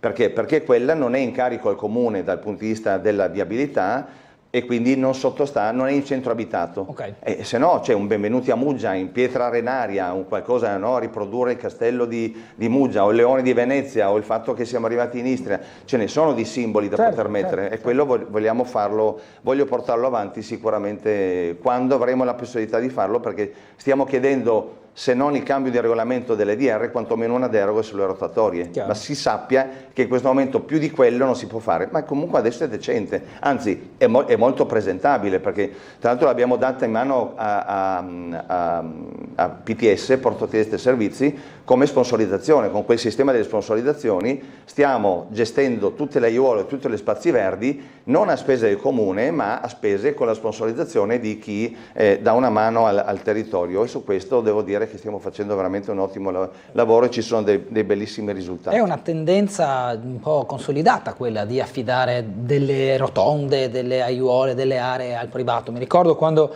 forse lei era vice sindaco, quando Di Piazza diciamo, aprì la strada di questa operazione con la Illy, con Via Flavia. Però noi lo stiamo facendo sistematicamente a Muggia, ci sono ancora poche aree a disposizione, tantissime sono state prese dai privati, e per cui su quello noi abbiamo il doppio anzi 3 vantaggi. Uno è il fatto del sentire l'appartenenza dell'impresa, ovviamente aziende normalmente nel comune di Muggia, l'appartenenza al territorio. 2, il fatto che risparmiamo tempo e gestione, e 3, che abbiamo, senza far nulla, abbiamo degli spazi verdi che sono tenuti perfettamente. Assolutamente. Poi altri appunti, l'OSA, partono i lavori Lotto. Allora, per chi non lo sapesse, la LOSA è la loggia, l'OSA in Muggesano, che è quel passaggio che va da Piazza Marconi in Calle Dante, quindi nel centro storico. Un passaggio bellissimo che ha una storia particolare. Una volta era, da una parte c'erano i manifesti del cinema, no? Dall'altra parte c'erano le bacheche con i partiti, anzi quella volta il partito comunista, c'era solo quello quella volta, no? Che dava le informazioni, mettevano anche le pagine dell'unità, eccetera, eccetera. È fatiscente anche quella, perché stanno cadendo gli intonaci e quindi è brutto da vedere, è un bellissimo passaggio. Io avrei voluto fare anche una riproduzione con la street art di quelle che erano la vita di una volta, però la sovrintendenza non piace e quindi mi fermo. E la sovrintendenza ha detto sì, potete farlo, però ristrutturate gli intonaci. Ora, c'era un piccolo passaggio da sistemare, cioè il fatto che quella parte lì non è del comune. Ah, e di chi è? È di 7 proprietari diversi, non basta uno. 7. Per cui abbiamo chiesto gentilmente a ognuno di loro di darcela in comodato per poterla utilizzare, perché sennò non si fa nulla. Mettere d'accordo 7 persone, magari una in Australia, una in Nuova Zelanda, una in Argentina, è un po' difficile. Sempre vicini. Per cui siamo riusciti ad avere la disponibilità di quella zona, adesso con non una ristrutturazione ma un restauro, perché lì ci vogliono gli intonaci di una volta, cioè bisogna fare le cose molto ma molto per bene come chiede la sovrintendenza, ma sarà un angolo da vedere, un angolo abbellito di Muggia tra i tanti che stiamo facendo. Le leggo un po' di mail. Buona giornata al sindaco, al quale chiedo da tifoso a tifoso se ci può spiegare più dettagliatamente l'accordo con la Triestina Calcio per la Cittadella Sportiva Montedoro e a che punto è il raddoppio della galleria a Muggia. Oggi chiude il programma della Sagra dei Protettori, un momento importante per Muggia, dichiara l'assessore alla cultura e al turismo Nicola Del Conte, che testimonia la nostra identità e la nostra storia. È la festa barocca che sosteniamo da qualche anno, è un momento culturale importante che ci lega profondamente alla cultura istro-veneta. Buon lavoro, scrive Claudio Visentini. Grande Claudio, io ho detto, ma chi è così ferrato in materia? Claudio è uno dei miti che segue veramente in maniera approfondita tutto. Partendo dalla festa barocca, devo dire, a parte un plauso al vice sindaco Del Conte, perché il fatto di abbinare quella che è la tradizione e la storia di Muggia, che è una storia veramente molto molto importante, no? Di appartenenza alla Serenissima, ancora prima al patriarcato di Aquileia, per cui il fatto di rivalutare la nostra storia, cosa che era stata un po' glissata, no? Nelle precedenti amministrazioni. Vediamo il 25 aprile, dove per noi è ovviamente è importante la festa di liberazione, perché per carità nessuno la tocca, ma il 25 aprile è casualmente anche San Marco, quindi anche il fatto di ricordare che dal 1420 al 1797 Muggia è stata della Serenissima, mi pare che non sia una cosa di secondaria importanza. Quindi rivedere le radici, la nostra storia e la nostra identità. Domande facili quelle di Claudio, del caro Claudio. Sul centro sportivo diciamo che questo sarà un centro sportivo con dai 3 ai 5 campi addirittura, però se pensiamo all'importanza, la Triestina dal 1918, da quando è nata, non ha mai avuto un campo di proprietà. Ad oggi sono costretti ad andare da Monfalcone fino a Capodistria noleggiando i campi, quindi anche quello è un dispendio di energie e di organizzazione notevole. Il fatto di avere un centro sportivo, oltre a questo, oltre ad avere ricadute sul territorio, perché anche sul territorio di Muggia ci sarà anche una sinergia con la cittadinanza, con percorsi salutistici o quant'altro, ma anche con le società del posto.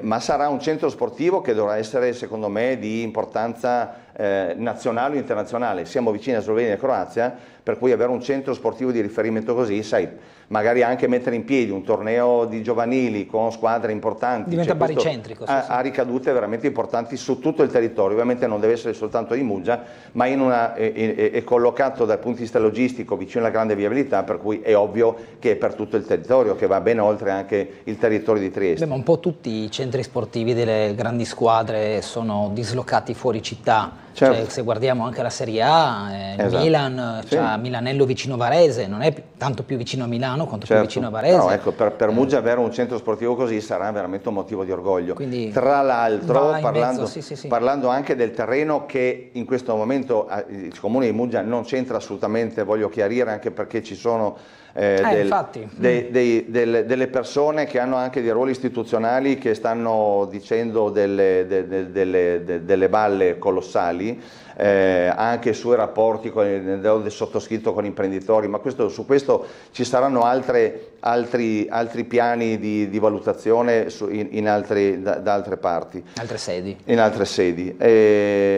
Su questo vorrei tranquillizzare anche le persone che ricevono informazioni sballate come deforestazione, foreste secolari che vengono tirate giù. Il bosco non si tocca, non si può toccare neanche per legge. Quel terreno ha una parte di prateria, cioè di prato, e una parte che sono circa 7 ettari e una parte di 18 ettari circa che sono a bosco. Il bosco non viene assolutamente toccato, un albero non sarà tolto da lì.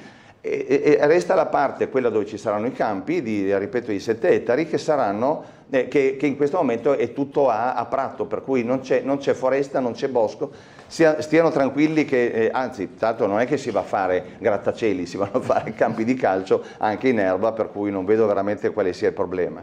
Il problema sollevato da un consigliere d'opposizione su questo progetto è il fatto che il terreno non sia come dire, omogeneo, ma sia scosceso, che invece in altri siti dove si potrebbe ipotizzare un centro sportivo sarebbe già tutto fatto e finito, pronto per essere costruito. Come risponde a questo? Allora, intanto do una notizia a questo consigliere che evidentemente non sa che tra l'altro il nostro territorio non abbiamo la pianura padana, per cui normalmente siamo abituati a costruire a pastini, no? Ci sono i pastini nel momento in cui c'è un pendio che non è una montagna, come è stato detto, no? Anche in Consiglio Comunale, ma è un pendio dove si può anche utilizzare questo spazio con i pastini. Dall'altra parte, no, si parla di Valle delle Noghere, no? Dove c'è già una destinazione d'uso no, per servizi, e peccato che ci siano delle controindicazioni. Penso che il consigliere faccia riferimento alla fascia di rispetto che ci dovrebbe essere, che ci sarà tra l'abitato di Aquilinea e la Valle delle Noghere, dove ci sarà la zona industriale artigianale green, quindi a zero impatto ambientale. Quella fascia di rispetto in realtà è una fascia proprio. Quindi, primo, non è possibile metterci un centro sportivo, anche perché i campi di calcio ci stanno a malapena e sicuramente non regolamentari, non è lo spazio, perché è un corridoio, è una fascia, ripeto, forse a questa persona che ci ascolta, che va in giro a raccontare, a dare notizie false, e ovviamente strumentali. E poi la destinazione d'uso, cioè quella è una destinazione che non può essere cambiata, non si può fare un centro sportivo. C'è già un accordo ovviamente tra il comune, l'autorità portuale e il COSELAC, per cui quella sarà una fascia verde dove ci saranno parchi, giardini o comunque passeggiate anche soprattutto per gli abitanti di Aquilinea, ma non si può fare un centro sportivo. Okay. E quindi su questo se ne faccia una ragione, si continua a dire c'è l'alternativa, l'alternativa non c'è. Sentiamo una telefonata, buongiorno. Buongiorno, sono in linea. Prego. Dottor Gulotta, buongiorno a lei e al suo ospite, sono buongiorno. Fulvio. Allora, non voglio usare i termini balle o falsità, io uso la parola menzogne, che vengono dette sul territorio libero di Trieste, perché è una cosa che interessa non solo Trieste ma anche i cittadini di Bugio. Pochi giorni fa ho ascoltato una vostra trasmissione, mi sembra il giornale radio regionale. Un terzo delle famiglie rinuncia a tantissime compere oramai, un terzo delle famiglie del Friuli Venezia Giulia. E poco tempo fa era scritto, sempre sul giornale, era scritto che un quarto della popolazione di Trieste è in miseria, non arriva alla fine del mese. Sono decine e decine di migliaia di persone che oramai non sanno più come mettere assieme il pranzo con la cena. Adesso io le chiedo, visto che parliamo di menzogne, come l'altro giorno ha detto il consigliere Ressigno, il consigliere qua del comune di Trieste, ma anche vi siete presentati prima di tutto, nessuno dei nostri, di quelli che stanno studiato la materia, si è presentato alle elezioni. Quelli che si sono presentati col simbolo TLT purtroppo non hanno studiato niente e hanno cercato un posto al sole presentandosi alle elezioni di San Dorligo. Non c'entra niente con il vero movimento che è quello di Piazza della Borsa. 2, poi ha richiamato la sentenza di Cassazione. Sarebbe molto interessante dibattere un attimo su quella sentenza. Nessuno vuol giudicare i giudici, però sembra che ci siano dimenticati qualcosa. Si sono dimenticati della legge 3054, che era una, se non erro, delle richieste di causa, che è sempre in essere, è legge della Repubblica Italiana, fatta onestà, che tutti quanti chiedono l'allegato ottavo. Ma ci sono delle cause in corso per questo? Ci sono certamente delle cause. Adesso se mi date 2 minuti perché devo rispondere. E leggere le sentenze che sono state fatte fino adesso Ci sono tanti punti interrogativi, perché allora, diciamo, perché la legge 3054 che recepisce il trattato di pace dove nasce il territorio libero, cancellate la legge? Polidori ne conosce bene la materia, la conosce benissimo. Cosa ha detto qualche anno fa quando c'è stata quella festa dove c'era l'ex Piscina Bianchi? Cosa ha detto? Conosce perfettamente la materia. Adesso le rispondo. Certo, mi risponda pure se esiste il territorio libero o no. Okay. Mi risponda. Allora... Sì. Grazie Fulvio, lasciamo rispondere a Polidori, che poi dobbiamo andare in pubblicità. Allora, questa materia, come ha detto il signor Fulvio, ma io me ne occupo dal 1991, no? Tra l'altro uno degli slogan della Lega Nord Trieste era Trieste città franca nella Repubblica del Nord. Quanto tempo è passato, però in ottemperanza a quello che è il Trattato di Parigi del 47. Allora, scindiamo le due cose, uno è il TLT e uno è l'allegato ottavo. Scindiamole perché, tra un po' lo dico, reclamare e fare il TLT non è più possibile. Lo dico io che ho sempre portato avanti, no, l'indipendenza, l'autonomia a livello cittadino. Ma perché? Perché è successa una cosa nel 1991, e cioè il fatto che la Slovenia è diventata uno Stato indipendente, riconosciuto sovrano all'interno dei suoi confini. All'interno dei suoi confini c'era quella parte del TLT, zona B. Una parte della zona B, perché l'altra era ancora in Croazia, no? Una parte della zona B. Semplicemente, visto che il trattato di pace, come tutti i trattati, possono essere cambiati soltanto da chi li ha stipulati, e questo è sempre stato corretto, quindi si può dire sul memorandum di Londra che è stato firmato non dai firmatari del trattato di pace ma anche da altri soggetti quali Italia e Jugoslavia, tanto più il trattato di Osimo. Il trattato di pace può essere cambiato soltanto dai 27 paesi firmatari, che dove stanno? Alle Nazioni Unite. La Slovenia nel 91 ha chiesto riconoscimento della propria sovranità all'interno del proprio territorio, quindi compresa quella parte della ex zona B, alle Nazioni Unite, quindi con i 27 paesi che hanno firmato il trattato di pace. Nel momento in cui è stata riconosciuta la sovranità di un paese che in quel momento, in uno Stato in quel momento nasceva, quella parte del TLT è morta. Quindi se paradossalmente si dovesse arrivare al punto che l'Italia da una parte e il TLT dall'altra chiedono alle Nazioni Unite il riconoscimento della sovranità all'interno della parte della zona A, quindi della provincia di Trieste, del territorio libero di Trieste, che cosa risponderebbero le Nazioni Unite? L'Italia lo chiede, penso che abbia un peso diplomatico diverso da un movimento dei movimenti politici che chiedono la sovranità. È per questo che è lettera morta, perché nel momento in cui dovesse esserci la scelta, l'Italia dice: care Nazioni Unite, mi riconoscete la sovranità all'interno della zona A? E cosa pensate che rispondano? Il discorso è finito, ma però non matematicamente è finito formalmente, no? Questo gesto. Ma perché non serve? Perché non serve. L'Italia però esercita. Si potrebbe fare per chiudere la. No? Sì, però l'Italia esercita di fatto, cioè di fatto e di diritto, diciamo, ma di fatto la sovranità in questa parte, no? Sancita al memorandum di Londra non con la sovranità, no? Ma con altro, ma in questo momento la questione è questa, potrebbe essere posta in 5 minuti e risolta in 5 minuti. E qui torno alla questione, chiudo, tra TLT e allegato ottavo, dove l'allegato ottavo parla di salvaguardare dell'autonomia, diciamo, impositiva, dell'autonomia fiscale, e su quello sì che si può lavorare. Cioè il TLT che cos'ha? È uno Stato vero e proprio, cioè potrebbe fare le leggi sull'istruzione, sulla difesa, sul batter moneta, no? Uno Stato indipendente. Ma se vogliamo, e penso che siamo quasi tutti d'accordo, il 90% è la parte fiscale, e quindi quella è salvaguardata anche dalle leggi italiane, dalla legge 84 sui porti, è stata riconosciuta dalla Commissione europea, cioè il fatto che Trieste abbia questa prerogativa di essere porto franco internazionale, su questo bisogna andare a lottare. Ci stiamo lavorando, perché D'Agostino ha fatto tanto,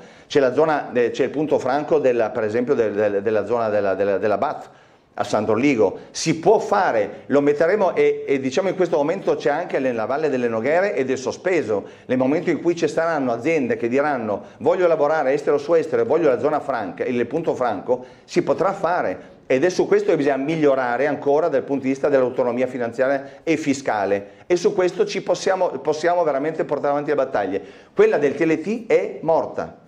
Dobbiamo andare in pubblicità. Spero di essere stato abbastanza sintetico. Abbastanza chiaro. 8:34, andiamo in pubblicità, ci vediamo tra poco, abbiamo tante mail, tanti argomenti, vediamo se ce la facciamo in mezz'ora.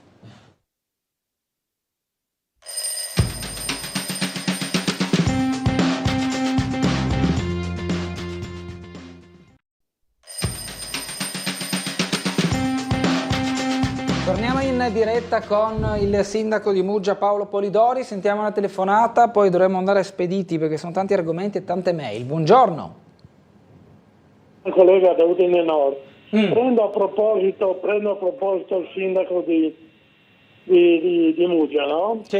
E praticamente il sindaco di Trieste ha chiuso il silos, no? E ha mandato in giro per il Friuli tutti gli extracomunitari. Ma se adesso non chiude le frontiere, il silos tornerà a essere riempito. Cosa ha fatto? Ha preso delle ovazioni perché ha chiuso, ma io mi sarei fermato alle uova al sindaco, non ovazioni. Tirargli le uova, perché a un certo punto se non chiude il rubinetto in casa mia si allaga. È inutile che io vada lì con gli stracci ad asciugare. E devo chiudere il rubinetto prima di asciugare. E invece il sindaco mandare su in piazza le forze dell'ordine, le forze comunali a vedere chi ha i documenti e chi non li ha, specialmente sul confine, e poi rimandarli indietro. Non si può sempre accettare tutti senza documenti. Gli dobbiamo fare la verginità a questi qui. Bene, grazie. Grazie, poi lo suggeriremo al sindaco di piazza. Al di là della cosa non edificante, sicuramente antidemocratica, di tirare le uova a un sindaco, a prescindere dal sindaco, c'è una questione che è condivisibile se vista soltanto ristretta al silos, cioè il fatto di dire li tiro fuori da lì, torneranno, se non si mette in sicurezza veramente, come è successo tante altre volte, tornano. Ma è quello che deve essere propedeutico a questo è la politica che sta facendo il governo per limitare gli afflussi, che è quella, se vogliamo, uno può essere d'accordo o non d'accordo, per esempio di aprire il centro in Albania, che è una cosa che non ha inventato l'Italia, è una cosa che sta facendo anche la Gran Bretagna, in Ruanda. Cioè, in Gran Bretagna vanno a prendere coloro i quali non hanno diritto di asilo e sono clandestini, perché, viva Dio, io difendo e difenderò fino alla morte la parola clandestini, perché è l'unico termine nella lingua italiana che stabilisce che uno entra in un altro stato senza documenti. Non avendo il diritto è un clandestino, non è un migrante. Il migrante è uno che si sposta dal punto A al punto B, da uno stato all'altro. Chi non ha diritto, e questo buonismo, no, che ci impedisce, che ti taglia le lingue e le coscienze dicendo non si può dare il nome veramente per quello che è, e io li chiamo clandestini, questo provvedimento del governo, a cui credo molto, servirà anche da deterrente per ulteriori arrivi. Perché il fatto di dire, non arrivo in Italia, non entro in Europa, ma vengo messo in un centro di accoglienza dove sono sicuro, sono protetto e mi danno da mangiare, da dormire, eccetera, eccetera, ma entro in Unione Europea soltanto se ho il diritto di farlo. Se non ho il diritto di farlo, resto lì o vengo ricacciato indietro. Questo è propedeutico a quello che è il discorso del silos, che in questo momento, grazie a Dio, è stato evacuato. È stato sgomberato, esatto, evacuato non era un bel termine, no. Mi scuso. Però se c'è una politica a monte che garantirà il fatto che proverà a diminuire i flussi in entrata nel nostro paese e quindi anche in Unione Europea. Questo deve essere il discorso strategico che sta a monte. Mail, ho notato che la Teselco ha liberato dalle reti fatiscenti la curva di via Flavia Stramara ad Aquilini, lasciando tutto il resto invariato, anzi dove c'erano i pali di sostegno in cemento hanno lasciato dei monconi con i ferri che sporgono. Quest'area è diventata di vostra pertinenza? Se sì, sarebbe da rivalutarla, dato che è frequentata da molti ciclisti che evitano la galleria e inoltre offre una vista sul golfo, scrive Claudio, che allega questa foto. che vediamo. Ce la vediamo? Questa foto. Eccola qua. Beh, sì, allora su questa, ma quella sì, Flavia Stramare, questa qui, sì. Ma diciamo che lì ci sarà tutta una serie, Muggia verrà, il territorio di Muggia avrà dei notevoli cambiamenti e su questo spero che la gente non si preoccupi, perché saranno tutti cambiamenti in positivo, che ne dica un'opposizione che sta soltanto portando avanti menzogne. Diciamo che per tutta quell'area lì che farà parte poi della Valle del Noghere, se ho visto bene, quella sarà per esempio farà parte di quella fascia di rispetto che si diceva prima, dove ci sarà una zona verde a fruibilità della popolazione di Aquilinea o di chi vorrà andarci, insomma. Quindi su quello non mi preoccuperei, perché ci stanno tutti i progetti che si fanno ovviamente da una parte per sviluppare la zona dal punto di vista industriale, artigianale, green, dall'altra parte sulla zona di Aquilinea dove c'è la Tesecoma, dove c'è l'Adriaport, si farà la base logistica, la piattaforma logistica, scusate, sì. E quindi in funzione della fruibilità portuale. Quindi ci sono degli investimenti veramente corposi. Su questo ovviamente ci stiamo ragionando anche sulla viabilità, per cui è tutto un territorio che nei prossimi anni avrà delle notevoli trasformazioni, ma saranno trasformazioni sicuramente non a peso della cittadinanza. Non ci sarà il traffico di tir, per esempio, no, attraverso Aquilinea, non ci saranno traffici insostenibili di camion, di mezzi pesanti dal porto a Valle del Noghere, come stanno dicendo. Non ci sarà nulla di tutto questo. Ci sarà una zona industriale allargata rispetto a quella che c'è oggi in Valle delle Noghere, ci sarà una messa in sicurezza delle zone in questo momento inquinate, e questo non lo dicono, perché quando lo dicono abbiamo tolto un polmone verde. Il polmone verde è quello che abbiamo nel momento in cui respiriamo quelle schifezze che vengono fuori. Tra l'altro non hanno cura di quella che è il destino degli animali. Dicono avete tagliato tutti gli alberi di Valle del Noghere, ma poi alla fine non si preoccupano del fatto che i caprioli, che le lepri respirano le diossine e idrocarburi cancerogeni che sono in quella zona. Mettere il tappo, quindi non è cementificare, ma mettere in sicurezza è un'altra cosa. Dunque, telefonata, poi le chiedo anche sul Mandracchio. Buongiorno. Sì. Pronto? Pronto? Sì, prego. Buongiorno. Buongiorno. Ci dica. Allora, io volevo parlare con Paolo Polidori, sì, e mettermi in contatto con lui e con voi per chiarire un concetto di fondo sul territorio libero di Trieste. Io sono Emanuele, Paolo mi conosce perché ci conosciamo da vecchia data. Io sono uno spedizionero internazionale, sì. Sono segretario dell'Associazione Portofranco Internazionale di Trieste, perciò forse si ricorderà. Come no, certo. Buongiorno Emanuele. Ciao. Allora il discorso è questo: il territorio libero di Trieste. L'Italia non ha mai rinunciato alla sovranità sul territorio libero di Trieste. Non ha mai rinunciato alla sovranità. Lo ha fatto col Trattato di Osimo. In quel momento ha rinunciato alla sovranità anche della zona B, e pertanto la Jugoslavia, Slovenia, ha preso quel territorio e l'ha incorporato nel suo. Questo è pacifico e tranquillo e finito, per cui non c'è più niente da discutere, da parlare. Il Trattato di Osimo ha messo una pietra tombale su quel discorso del territorio libero. Punto. Okay. Questo era il concetto da aggiungere a quello che aveva già detto Paolo Polidori. Sì, certo. Ok, grazie. Questo volevo dire. Grazie Emanuele. Emanuele Nonigro, insomma, ci conosciamo veramente da una vita, erano dei più bravi spedizionieri, no, nella storia del dopoguerra a Trieste. Ma effettivamente quello che dice è quello che dicevo io, solo che l'Italia non doveva giuridicamente essere il soggetto che aveva la potestà di rinunciare alla sovranità, perché la sovranità non ce l'aveva. Il fatto nel momento in cui fai un contratto con 4 persone, sono quelle 4 che lo possono modificare. Quindi i 27 paesi che hanno sottoscritto il trattato di pace. Il memorandum di Londra prima, con Italia e Jugoslavia che non c'entravano nulla, e ancora più il trattato di Osimo dopo, non davano la facoltà a questi soggetti di poter decidere se avevano la sovranità o se potevano rinunciarvi. Ma alla fine il risultato è quello che il TLT nel bene o nel male è lettera morta, e invece dal punto di vista delle usi e consuetudini dei porti franchi internazionali, Trieste se la può giocare veramente bene. Dunque, Mandracchio, due nuove aperture, Cicchetti alla sanità, sono imprenditori che si avvicinano a Muggia.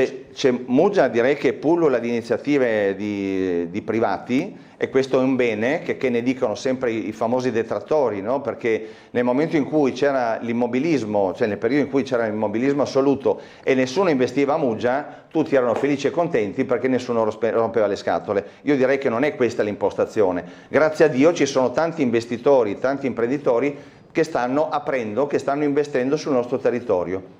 E questi sono i casi che si vedono. La sanità, che è l'ultimo, che è probabilmente uno dei locali, forse il locale dicono più storico di Muggia, che è quello appena al di là del Mandracchio, è stato appena aperto, è una cicchetteria con appartamenti, case vacanze, per cui insomma anche sulle strutture ricettive stiamo migliorando. Ma quella è una struttura privata, è stata messa a posto a un privato. Altro discorso invece è la zona del Mandracchio, del Molo Colombo, dove è stata aperta da pochissimo l'ex pescheria comunale, quella è una struttura del comune, dove quando sono arrivato io a Muggia c'era in piedi un imprenditore che si è fatto vivo perché è stato chiamato da me, ho insistito, ma vuoi investire o no? Hai partecipato al bando, l'hai vinto, adesso vuoi mettere i soldi o no? E si è dileguato, non dico chi e come, però diciamo che una bella figura non ce l'ha fatta. Ho rimesso in gioco la struttura, è stata presa da un imprenditore che vive e lavora a Muggia, e grazie a Dio che ci sono questi imprenditori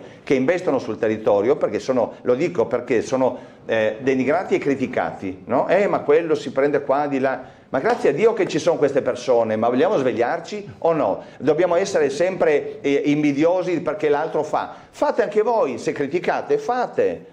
E questo lo dico, senza peli sulla lingua. Quindi è stata aperta l'ex pescheria comunale, è stata messa a posto perché veramente è come si dice, un bonbon a Trieste, no? È veramente una piccola perla in quel posto stupendo che è il Mandracchio, che un giorno diventerà pedonale grazie alla galleria, non dimentichiamocelo. Anche qui i detrattori, quelli che non vogliono l'ampliamento della galleria, vogliono portare i mezzi pesanti, cioè gli autobus e i camion sul Mandracchio, ma io mi domando se è una cosa che può essere sostenibile. Mi viene da ridere perché è talmente assurda come ipotesi che non so neanche cosa rispondere. Manca la VAS per la galleria? Allora, per quanto riguarda la galleria, abbiamo portato in giunta proprio qualche giorno fa l'inizio della procedura di VAS. Che cosa significa? La VAS è la valutazione ambientale strategica, dove bisogna valutare tutte le implicazioni dal punto di vista ambientale, l'inquinamento, il traffico e l'impatto sul territorio, eccetera, eccetera.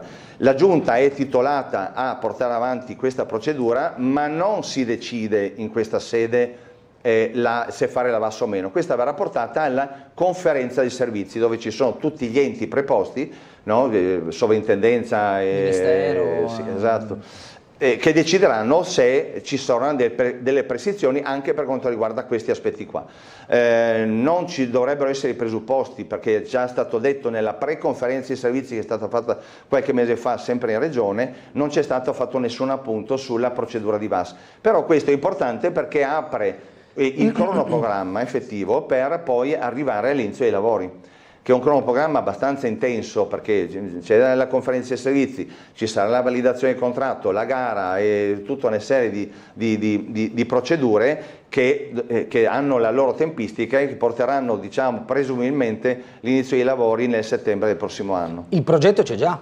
Il progetto, il PFTE, il piano di fattibilità tecnico-economica, che tra l'altro è un progetto rinforzato, quindi quasi, diciamo, un esecutivo. Manca anche ancora una parte che dovrà essere messa a punto da chi si prenderà, perché vogliamo fare un appalto integrato, no? Cioè mettere insieme le aziende che fanno la progettazione e anche i lavori, per non andare in contrasto uno con l'altra, cosa che sovente nei lavori pubblici crea notevoli ritardi e questioni anche dal punto di vista del contenzioso. Quindi da questo punto di vista stiamo perfettamente sul cronoprogramma. Purtroppo i tempi sono questi, perché non si possono accorciare un po', però ovviamente dobbiamo anche prenderci più tempo, e vogliamo prenderci più tempo per fare tutte le cose per bene. Nel momento in cui ritagli il vestito alla perfezione e ovviamente non vorremmo e non vorremmo mai che l'appalto fosse preso da un'azienda, da un'impresa che non sa fare gallerie. Non voglio fare nessun riferimento ad altre cose, però devi fare il vestito e allora vale spendere forse qualche mese in più, ma avere la certezza che chi vincerà la gara sarà un'azienda, un'impresa che di tunnel ne fa da una vita. Telefonata, buongiorno. Buongiorno, lei è il suo ospite. Buongiorno. Ascolti, ho una mia curiosità, un'informazione. Cosa è successo? Quel che è successo nel tempo, quei danni che c'era appunto Sottile, eccetera, volevo se il signor sa in che anno che sta qualcosa di analogo, presso poco, dunque in Valle, che diceva, là diceva del posto del blocco verso Bagno dei Vidali, che ci sta un forte temporale terribile con trombe d'aria che sradicava, credo 11 alberi, quei grandiosi, quei grandi, allora chiamava talponi, non so che alberi che ce l'hanno, quei grandiosi, sradicati con le radici, topi di cemento e ributtati di nuovo sul suolo. E sa il signor che anno che era? Ma allora, so che è stata una grande libecciata nel 1968 che ha anche fatto danni a Barcolo. No, 63, 64, qualcosa così. Comunque in quegli anni là, ecco, mi pareva il 68, ma insomma...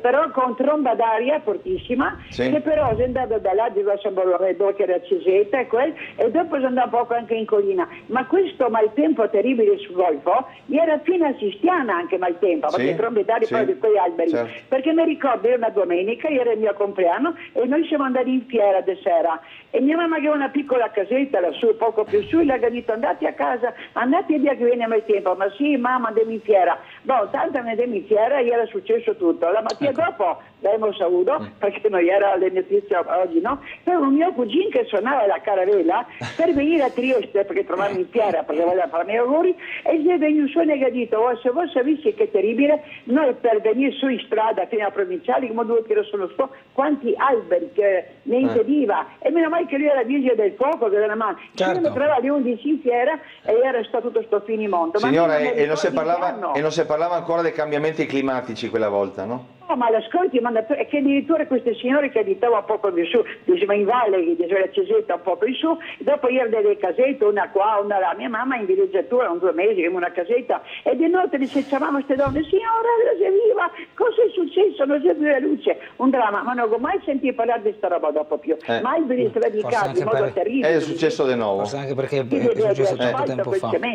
Ma non ho mai sentito parlare dopo. Va bene. Comunque, signora, sì, grazie. Questo ci insegna ad ascoltare sempre la mamma comunque. Esatto. Ecco, però per quanto riguarda quella parte, diciamo che non è ancora una notizia, però stiamo lavorando perché lì è stata ripristinata la strada per Lazzaretto, direi in tempi anche molto buoni, sicuramente prima dell'inizio della stagione estiva.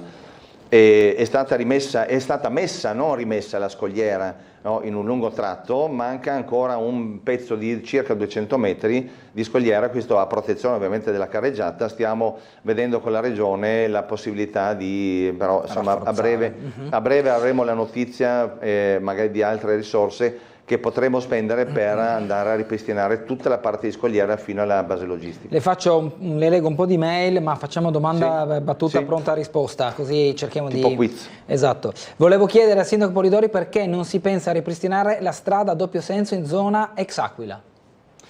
Allora, la ex provinciale 14 si sta studiando nell'ambito della progettazione, no, della piattaforma logistica di tutta la zona delle Noghere anche una eventualità di poter ripristinare quella strada, però siamo ancora in fase di studio e progettazione, ma non è escluso. Buongiorno, quando l'abbassamento del fondale fuori da Rio Ospo le barche hanno difficoltà ad uscire, se ne parla da lungo tempo, scrive Barbara.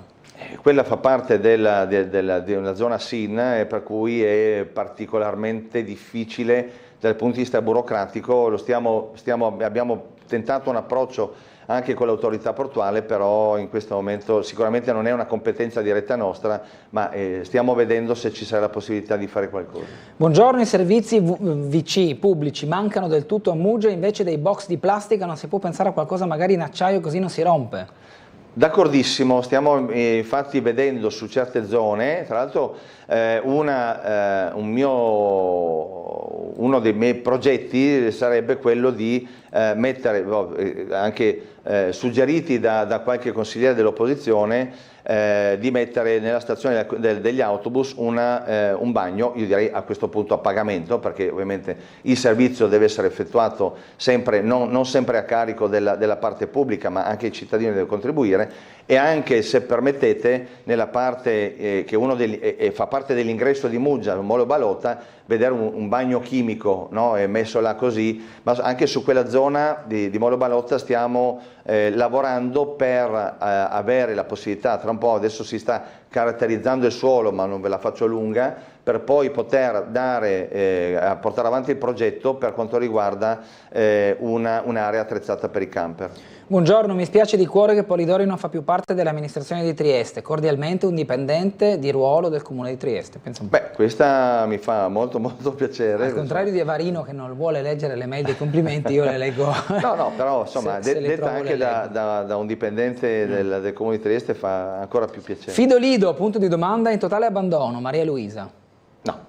Sì, totale abbandono no, perché stanno sfalciando, è in mano in gestione a una cooperativa che sta sfalciando, che lo sta tenendo, e quindi a breve, tra l'altro, se diceva abbandono perché non è ancora stato aperto il chiosco, che non c'entra il comune, il chiosco sarà aperto a breve, spero, perché stanno cercando personale e personale non si trova, ahimè non si trova personale per questo e per altre cose. Sentiamo una telefonata adesso, buongiorno.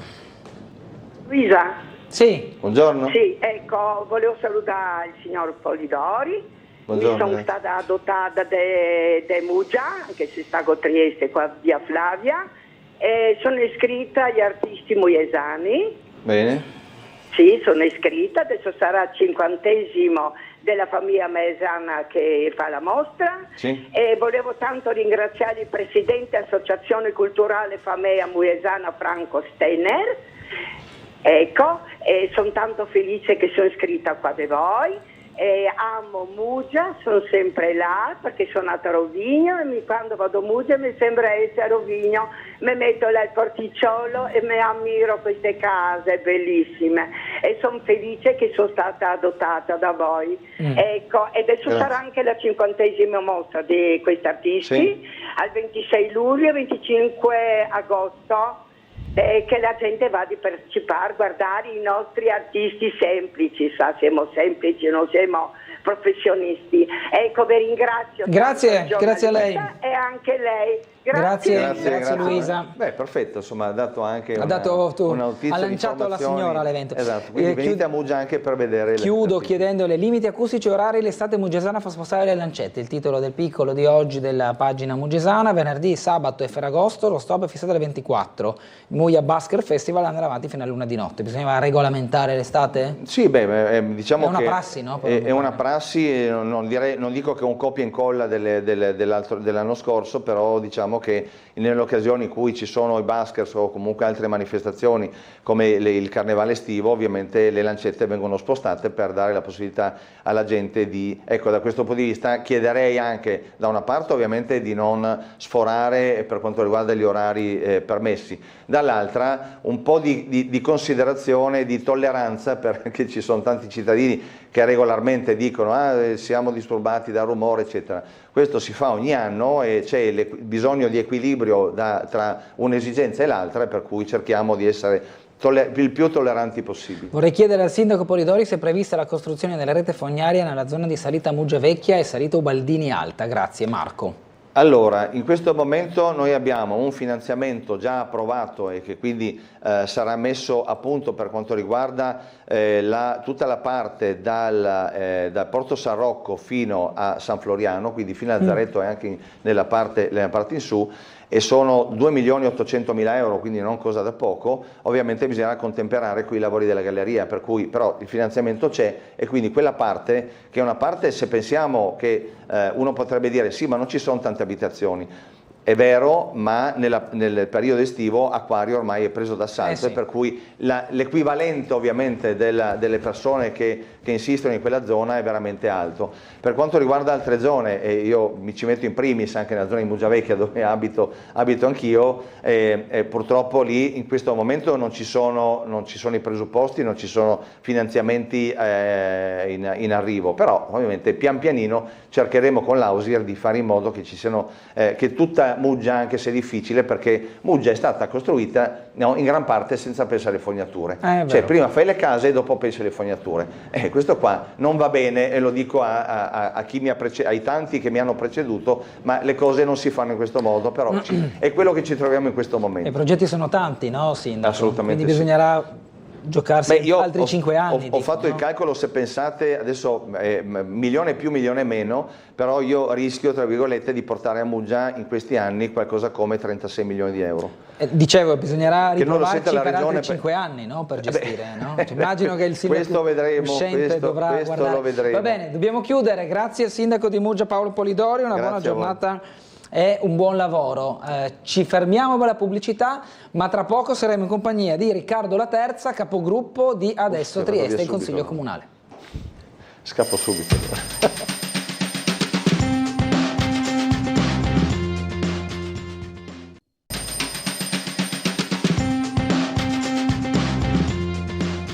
Torniamo in diretta con Sveglia Trieste, siamo in compagnia del capogruppo di Adesso Trieste, Riccardo La Terza, ben trovato. Grazie per l'invito, buongiorno a tutti. Allora, abbiamo una telefonata che probabilmente è però insomma una eredità della parte precedente col sindaco Polidori. La sentiamo, poi vediamo anche gli argomenti che tratteremo in compagnia di La Terza. Buongiorno.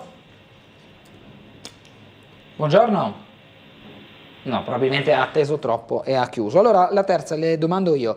Oggi sarebbe stato il giorno di quel consiglio comunale che trattava diversi argomenti, è stato revocato, come da comunicazione del presidente dell'Aula Panteca, per la necessaria, diciamo, il necessario confronto politico tra le parti in termini di quelli che erano gli oggetti del consiglio comunale. È un'inevitabile scoria di quella commissione con al centro il tema dell'asilo di Roiano, che ha visto la maggioranza non ottenere quanto voleva, cioè la delibera licenziata prossima ad approdare in aula. Come l'ha vista lei questa situazione, visto che era in aula presente quella mattina di venerdì? Io penso che si stia creando un bel pasticcio su questa delibera, un rinvio del Consiglio del genere che altri che frequentano il Consiglio da più tempo di me dicono essere un inedito, una cosa che non è mai accaduta negli ultimi forse anche 15 anni, è l'esatta conseguenza dell'ostinazione da parte della destra di portare avanti una delibera che va assolutamente contro gli interessi della cittadinanza, di chi ha potenzialmente un figlio o una figlia da iscrivere agli asili nido, ma anche dei lavoratori dell'ambito dell'educazione. Io mi auguro che questo rinvio, sia il rinvio della delibera in commissione, sia questo rinvio del Consiglio, che peraltro avrebbe dovuto trattare diverse altre delibere, penso per esempio alle tariffe Tari, a questioni insomma anche importanti, no? per la città, quindi si sarebbe potuto comunque tranquillamente tenere il Consiglio anche senza la delibera sull'asilo nido di Roiano, però mi auguro che questa pausa sia una pausa di riflessione per la maggioranza, perché fino ad adesso appunto si è ostinata a portare avanti con molta anche arroganza, senza ascoltare la cittadinanza che è intervenuta in diverse occasioni per segnalare come questa scelta di privatizzazione dell'asilo sarebbe una scelta contro appunto gli interessi della città, per ritirare questa delibera e riscriverla completamente, perché così com'è in questo momento assolutamente non va bene. Purtroppo mi sembra che invece i segnali che vengono dalla maggioranza, in particolare da Fratelli d'Italia, siano di altro tenore, di altro tipo. Ho ascoltato le dichiarazioni di Medao a Ring venerdì, mi pare che invece questa pausa serva per quasi regolare i conti all'interno della maggioranza. Da un lato per strigliare chi ha scelto con grande onestà intellettuale di non licenziare questa delibera, evidenziando tutte le criticità, dall'altro forse anche per trovare qualche accordo col bilancino molto politicista, ma che nulla ha a che vedere, ripeto, con il merito di questo provvedimento che, lo ricordo per riassumere perché magari qualcuno non ha seguito tutta la vicenda, intende destinare chiavi in mano l'asilo che si sta realizzando dopo tanti anni di attesa nell'area dell'ex caserma di Roiano a un privato che a quel punto avrebbe la possibilità di destinare metà dei posti di quell'asilo sul mercato, quindi con tariffe che, insomma, chi ha un figlio le conosce bene, sono altissime, molto più alte rispetto alla tariffa garantita a livello comunale, quindi si tratterebbe in sostanza di dimezzare i posti comunali che si potrebbero invece ottenere appunto con la realizzazione del nuovo asilo nido, in una situazione in cui le domande che non vengono coperte dal sistema degli asili comunali sono in costante crescita. Se non sbaglio quest'anno erano più di 500, quindi stiamo parlando di una situazione nella quale già oggi il Comune non fa abbastanza per rispondere alla domanda di posti negli asili nido e quindi crea nei fatti in maniera artificiale una domanda che poi va sul mercato privato, quindi in questo caso non si può neanche parlare di rischio d'impresa per chi ottiene, come vorrebbe appunto l'ipotesi della maggioranza, per chi ottiene la gestione dell'asilo di Roiano, perché si tratta di una domanda che appunto è alimentata in qualche modo artificialmente dal fatto che non ci sono sufficienti posti nel pubblico. Un bel regalo per il privato che va a danno ovviamente sia della potenziale utenza, quindi dei genitori, delle famiglie, dei loro bambini, ma anche a danno degli operatori, anzi delle operatrici sarebbe meglio dire, perché è un lavoro prevalentemente femminile adesso come composizione, delle operatrici dell'educazione che ovviamente nel pubblico hanno una serie di garanzie, incluso un salario dignitoso, ma anche la possibilità di formarsi e via dicendo, mentre invece ovviamente nel privato vedrebbero questi diritti diciamo diminuiti, con anche delle dirette conseguenze sulla qualità del servizio, perché non stiamo parlando di un lavoro qualsiasi. No, infatti, ecco, ma su questo, la terza, siamo sicuri che chi otterrà la concessione avrà, al netto della retta che sarà senza dubbio diversa da quella comunale, su quello non ci piove probabilmente, ma siamo sicuri che a livello di trattamento del maestro, della maestra indifferente, ci sarà un gradino sotto? Sì, è scritto nero su bianco nella delibera, è uno degli aspetti ovviamente critici di questa delibera, mentre gli attuali educatrici, gli attuali educatori dei nidi comunali sono inquadrati all'interno del contratto pubblico del comparto unico del Friuli Venezia Giulia. Le eventuali operatrici di questo nuovo asilo, se privatizzato, ci auguriamo ovviamente di no, sarebbero inquadrate nel contratto della cooperazione sociale che a parità di mansioni e di qualifiche ha un salario di molto inferiore. Questo dal punto di vista salariale. Poi ovviamente ci sono tutti altri aspetti regolati dal contratto collettivo nazionale, penso per esempio al tema della formazione ai lavoratori, che è molto rilevante in un ambito come l'educazione, sui quali anche in questo caso ci sarebbero lavoratori di serie A e lavoratori di serie B. Ho capito. Allora abbiamo una telefonata, la sentiamo, però dopo dovremmo andare di nuovo in pubblicità. Buongiorno. Sì, buongiorno, volevo solo un'informazione, com'è la viabilità a San Giusto, se ci sono parcheggi o viene tutto chiuso? Ma lei lo chiede per oggi o in generale? Sì, per oggi. No, per oggi. Non credo che ci siano problemi di viabilità, ma ci sono state delle segnaletiche che guardano al fine settimana, quando avrà luogo il G8 sull'educazione, ma comunque non mi pare che oggi siano problemi, non mi risulta. Va bene, la ringrazio. Grazie a lei. Intanto il Delfino Verde, collegamento marittimo Trieste-Monfalcone, è stato sospeso per Bora, e va da sé che nelle giornate come oggi questo servizio risenta della sua normale operatività. Qui il collegamento con l'Ovovia è facile, la terza so che collegio qui in casa. Di Ovovia parleremo tra un attimo, lo anticipiamo, oggi c'è una commissione in regione, in Consiglio regionale alle 10, si parlerà proprio di questo, no? Esatto, è stata una richiesta portata avanti dalla nostra consigliera regionale Giulia Massolino, sottoscritta ovviamente anche dal resto dell'opposizione. È stata richiesta l'audizione del Comitato Novovia, in particolare del Comitato Scientifico, quindi dei tanti esperti in diverse materie che riguardano insomma quest'opera, che hanno prodotto nel corso di questi anni una corposa serie di documentazione per dimostrare l'inutilità ma anche l'insostenibilità dell'opera stessa dell'Ovovia. La richiesta in realtà era stata fatta nel pieno della procedura VINCA, quella di la valutazione di incidenza ambientale che riguarda le opere che insistono sulle aree Natura 2000 come appunto l'Ovovia. Era stata fatta più di 4 mesi fa e viene convocata purtroppo solo oggi. Ciononostante comunque si tratta di un importante momento di confronto nel quale anche in una sede formale potranno essere formulate da parte del Comitato tutte le criticità sull'opera. Tra l'altro la commissione pubblica, quindi si può seguire sia in presenza in Consiglio regionale oggi alle 10, ma anche in streaming sul sito del Consiglio regionale del Friuli Venezia Giulia. Colgo l'occasione per segnalare che appunto il fatto che in questo momento la procedura di VINCA sia arrivata alla sua fase finale, quindi con l'invio della documentazione da parte della Regione al Ministero dell'Ambiente, dimostra una cosa molto chiara, e cioè che l'opera ha un impatto ambientale negativo.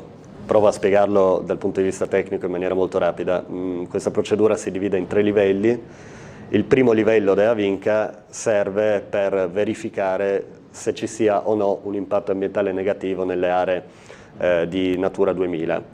Il fatto che si sia arrivati non solo alla seconda fase ma addirittura alla terza dimostra appunto che nella prima fase è stato certificato dalla Regione che l'opera ha un impatto ambientale negativo, e questo che ne dicano non solo i rappresentanti politici favorevoli che si ostinano a portare avanti quest'opera, ma anche, mi dispiace di questo, alcuni tecnici del comune che vengono utilizzati dalla giunta comunale come pedine nel dibattito politico per fare vera e propria propaganda. Penso per esempio alle recenti affermazioni che l'ingegner Bernetti ha rilasciato nel corso di tra l'altro nel corso di una iniziativa elettorale delle elezioni europee, quando l'impatto ambientale dell'Ovovia è stato definito dall'ingegner Bernetti una puttanata. Mi dispiace usare questo termine, ma è quello che effettivamente è stato utilizzato in quella sede. Ecco, oltre alla sconvenienza, diciamo, di utilizzare certi termini, in realtà anche nel merito questa affermazione è profondamente sbagliata ed è, ripeto, stato dimostrato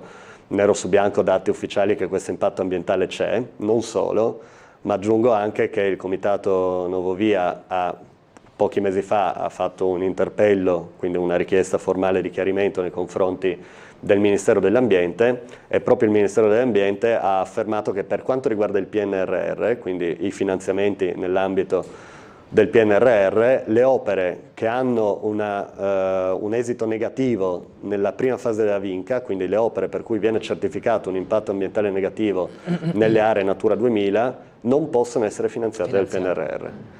Quindi diciamo, questa sarebbe l'ennesima pietra tombale su un progetto sbagliato, del quale la maggioranza non vuole riconoscere la vera natura, appunto, che è una natura fortemente impattante oltre che inutile. Il fatto che si stia tirando per le lunghe, cioè nonostante tutti questi segnali, nonostante anche il parere della soprintendenza, insomma vari no che sono stati dati a quest'opera, è una responsabilità politica. Qua non si parla più di questioni tecniche, si parla del fatto che c'è una parte politica che si sta ostinando a portare avanti un'opera che non si potrà fare, e soprattutto che non si potrà fare con quei fondi lì, il che significa, man mano che passano i giorni, le settimane, i mesi, perdere l'occasione di realizzare delle opere alternative, ad esempio una linea tranviaria come è stato proposto anche dalla stessa soprintendenza, ma significa anche perdere per sempre tutti quei soldi e anche quel tempo che è stato impiegato dagli uffici comunali per difendere un'opera indifendibile, e questo è un danno nei confronti della città, è un danno del quale quando arriveremo, diciamo, alla resa dei conti, perché prima o poi bisognerà arrivarci, qualcuno dovrà assumersi il carico, e questo qualcuno è il sindaco di piazza e la sua giunta. Dobbiamo andare in pubblicità, ci vediamo tra poco.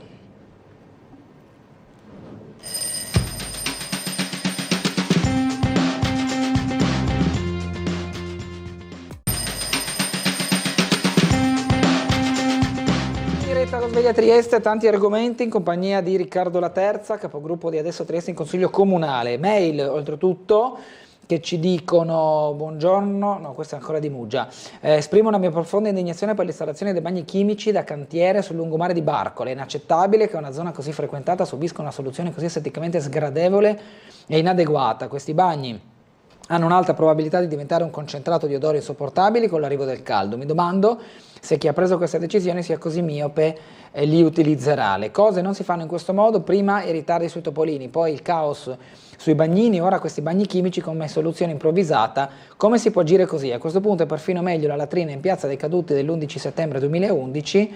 Spero che trasmettiate questa indignazione affinché vengano prese misure più appropriate, scrive Graziella. Si fa riferimento ai bagni chimici che la Giunta ha introdotto a Barcola nella prossimità di quei topolini che non sono pronti all'apertura per la stagione estiva perché è ancora oggetto di lavori dopo le mareggiate. Questo è il giudizio di questa telespettatrice che non vede di buon occhio questi bagni chimici.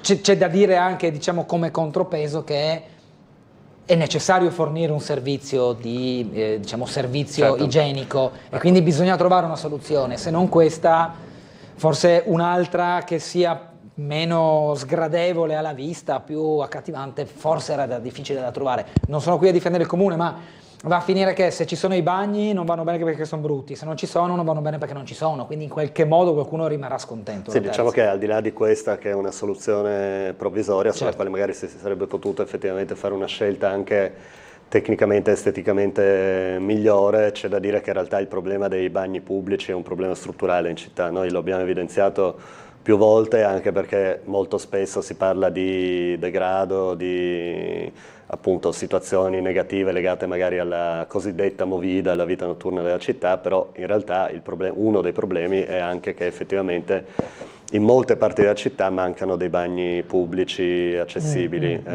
Sembra una cosa banale, però in realtà non lo è, non solo per chi insomma appunto magari frequenta la città di notte quando i locali sono chiusi, ma anche per chi magari appunto ha delle esigenze insomma, fisiologiche che effettivamente fa difficoltà a come dire, esaurire in altro modo, ecco, certo. per dirla così. Se posso, Prego. sulla questione dei bagni pubblici aggiungo anche che abbiamo saputo recentemente che quelli che erano stati installati in Piazza Libertà e che avevamo richiesto con forza, perché appunto si tratta di un'area evidentemente molto frequentata dalla città nella quale era necessario dare un servizio del genere, sono stati recentemente eliminati con la scusa, mi verrebbe da dire, perché questa è, che erano stati danneggiati da degli atti vandalici assolutamente deprecabili e da condannare, ma diciamo l'alternativa non è togliere i bagni, dal nostro punto di vista sarebbe stato trovare magari anche delle forme di sorveglianza, di controllo, insomma, per evitare ulteriori atti vandalici, ripristinarli, perché ripeto si tratta di un'area della città che ha una forte pressione, una forte presenza di persone, non solo persone migranti, anche chi frequenta insomma, la zona della stazione sia della ferroviaria che degli autobus. E il fatto di aver eliminato dopo pochi mesi questo presidio, diciamo, questa struttura, è sicuramente un dato negativo. Una mail che dice: gentilissimo consigliere La Terza, è noto come la variante urbanistica per la costruzione dell'impianto sportivo di via Frausin prevede la realizzazione di un parcheggio sotto al ricreatore Pitteri e l'utilizzo del cortile della scuola d'Aosta. Eppure l'assessora Lodi e parte del centrodestra invitano a non prendere troppo sul serio la variante. Lei cosa ne pensa? Scrive Matteo. Io penso che sia stato molto grave che non solo la parte politica, ma anche in questo caso anche gli uffici, probabilmente su indirizzo della stessa giunta comunale, abbiano affermato pubblicamente che quando si approva una variante con una serie di previsioni urbanistiche poi non è così vero che necessariamente si debbano attuare tutte, no? Sembra quasi che si dica che per realizzare una palestra in quel luogo, che evidentemente non è un luogo adatto per realizzare una palestra di quel tipo, si debba prevedere sulla carta che ci siano una serie di parcheggi a supporto, ma poi tutto sommato si può anche far finta che questa previsione non sia così vera, il che è grave non solo perché diciamo fa supporre che tutto sommato gli atti ufficiali del comune non siano una cosa così importante, gli atti di pianificazione del comune, ma anche perché qualora venisse realizzata quella palestra senza realizzare i parcheggi di pertinenza, si creerebbe proprio quello che abbiamo denunciato più volte, cioè un'ulteriore pressione in termini di traffico e di ricerca di parcheggi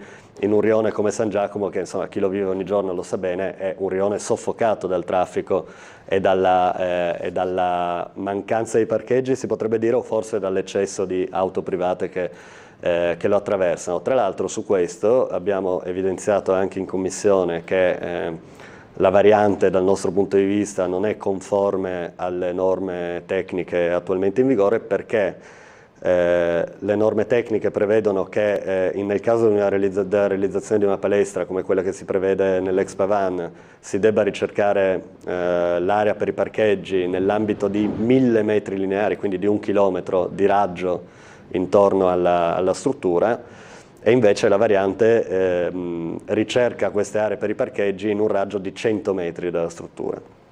Ora, se tracciamo appunto un raggio di 100 metri intorno all'area dell'ex Pavan, effettivamente troviamo poco spazio, tra cui quelli che sono stati identificati, quindi un nuovo parcheggio sotterraneo sotto il ricreatorio Pitteri, che significherebbe sventrare il cortile, abbattere gli alberi e tenere le attività del ricreatorio, almeno quelle all'aperto, ferme per lungo tempo, e l'area del cortile della scuola Duca d'Aosta, che essendo un cortile scolastico non dovrebbe essere utilizzato come parcheggio neanche per poche ore al giorno, perché la commistione di usi, ma insomma lo hanno denunciato anche i docenti e le docenti della scuola, sarebbe assolutamente impattante dal punto di vista negativo per le bambine e i bambini.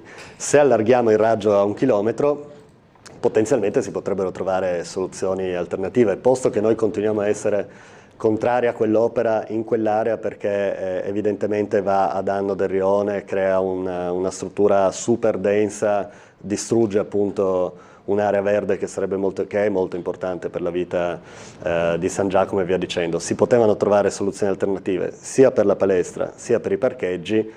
Anche su questo ci auguriamo, così come sulla vicenda dell'asilo di Roiano, che l'arroganza della maggioranza si fermi di fronte alla netta contrarietà non solo nostra, ma soprattutto della popolazione dell'area che è interessata da quest'opera. Le faccio vedere, prima di andare nuovamente in pubblicità, la vignetta di Englaro, che guarda quella che è stata la motonave, che è la motonave Audace, che è stato l'incidente della motonave Audace. Al posto dell'Audace gli ha messo un autobus sostitutivo e navigherà sicuramente meglio, dice Englaro nella vignetta, fra il confronto tra due persone che leggono il giornale in acqua con poi l'imbarcazione un po' incrinata sullo sfondo. Andiamo in pubblicità, torniamo tra poco, sempre con il consigliere La Terza in nostra compagnia.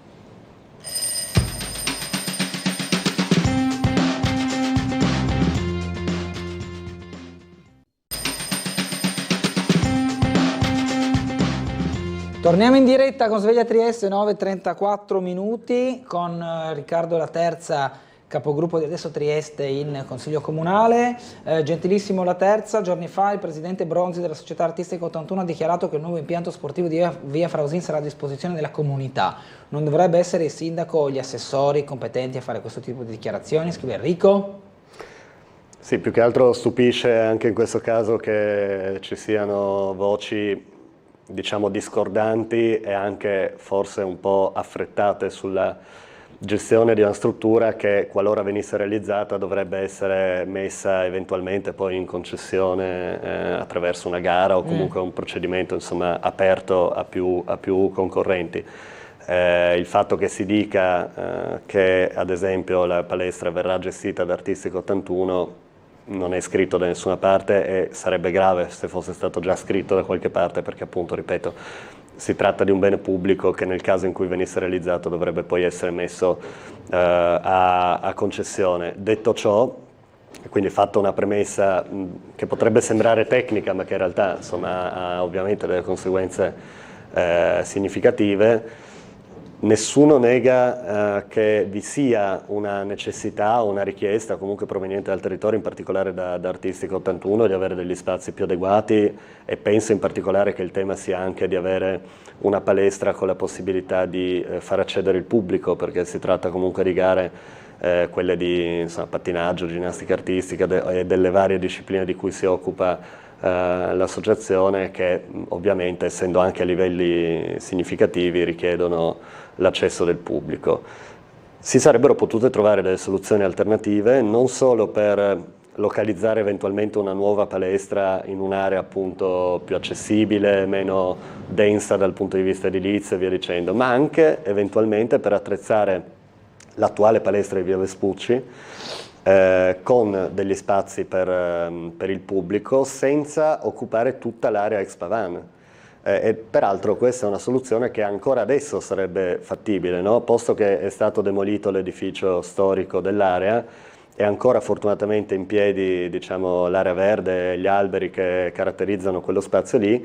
Si potrebbe dedicare una piccola parte dell'area dell'ex Pavan per realizzare appunto le tribune e le aree per il pubblico della palestra di Via Vespucci, conservando tutto il resto dell'area come piazza verde a disposizione, mi verrebbe da dire, sia del rione sia dei frequentatori della palestra. Questo chiaramente diminuirebbe l'impatto ambientale, edilizio, diciamo, sull'area di San Giacomo, ridurrebbe la pressione e secondo me sarebbe un modo per venire incontro a tutte le esigenze, appunto quelle legittime di Artistico 81, quelle dei molti residenti che stanno protestando contro quest'opera, quelle delle scuole del rione. Ricordiamoci che le scuole con lingua di insegnamento slovena non hanno più un cortile a disposizione per le attività ricreative, per la ricreazione dei propri ragazzi. Ecco, una soluzione del genere medierebbe tra tutte le esigenze e dovrebbe essere compito del comune trovare una mediazione tra gli interessi diversi in una determinata area della città. Il fatto che appunto la Giunta si ostini a portare avanti questo progetto senza ascoltare chi lo sta legittimamente criticando è un dato molto negativo, sia per il progetto specifico nel merito, ma in generale perché chiarisce che il metodo di questa amministrazione è appunto il non ascolto totale delle esigenze della città. Altra telefonata, buongiorno. Prego. Pronto? Buongiorno? Sì, c'è. Buongiorno, sono Maria. Sì. Buongiorno. Buongiorno a tutti. Buongiorno. Volevo solo segnalare, ieri dopo vari mesi sono andata al cimitero di Barcola e sono rimasta spiacevolmente proprio interdetta dal vedere in che condizioni si trova questo cimitero. È pieno di erbacce alte nei vialetti, tra le tombe, insomma è abbandonato da mesi, credo. E questo sono rimasta, è un luogo, diciamo, che dovrebbe dare pace, ma è veramente da aver paura a camminare tra i vialetti, anche per prendere zecche, insetti, proprio veramente abbandonato. Okay. Ecco, grazie tante. A lei signora. Grazie, buongiorno. Grazie, faremo un passaggio. Sì, assolutamente, anche noi porremo la questione nelle sedi opportune, grazie. Le leggo altre mail, ma è vero che per costruire il santuario di Montegrisa sia stata fatta una deroga a Natura 2000? Penso sia una battuta perché le aree Natura 2000 sono state istituite molto più tardi, negli anni 90 se non sbaglio, ma forse comunque in ogni caso molto più tardi rispetto alla realizzazione di Montegrisa. Buongiorno, vi segnalo che nella zona di Chiarbola c'è qualcuno che ama segnare le macchine posteggiate con della vernice spray gialla. Decisamente fastidiosa la cosa nel gesto ingiustificabile. Fa bene a segnalarcelo, consiglio anche di segnalarlo alla polizia locale, così magari da sollevare l'attenzione in questa zona. Altra mail, buongiorno, come si potrebbe far capire a quei geni che danno 60 milioni per l'Ovovia che ci sono altre opere più essenziali per la popolazione e poi tutti i milioni spesi come fossero noccioline perché nessuno controlla i costi effettivi per la realizzazione dell'impianto, logicamente. Sì, ricordiamo appunto che l'Ovovia è stata inserita all'interno di un bando che già esisteva prima del PNRR, ma poi è stato assorbito per quest'anno, per l'anno in cui sono stati stanziati i fondi nell'ambito del PNRR, che riguarda le opere per la mobilità, in particolare per la mobilità di massa a guida vincolata, che significa tutte quelle infrastrutture che non sono autobus, sostanzialmente possono essere filobus, tram, metropolitane o anche ovovie, nei casi diciamo più sfortunati come il nostro.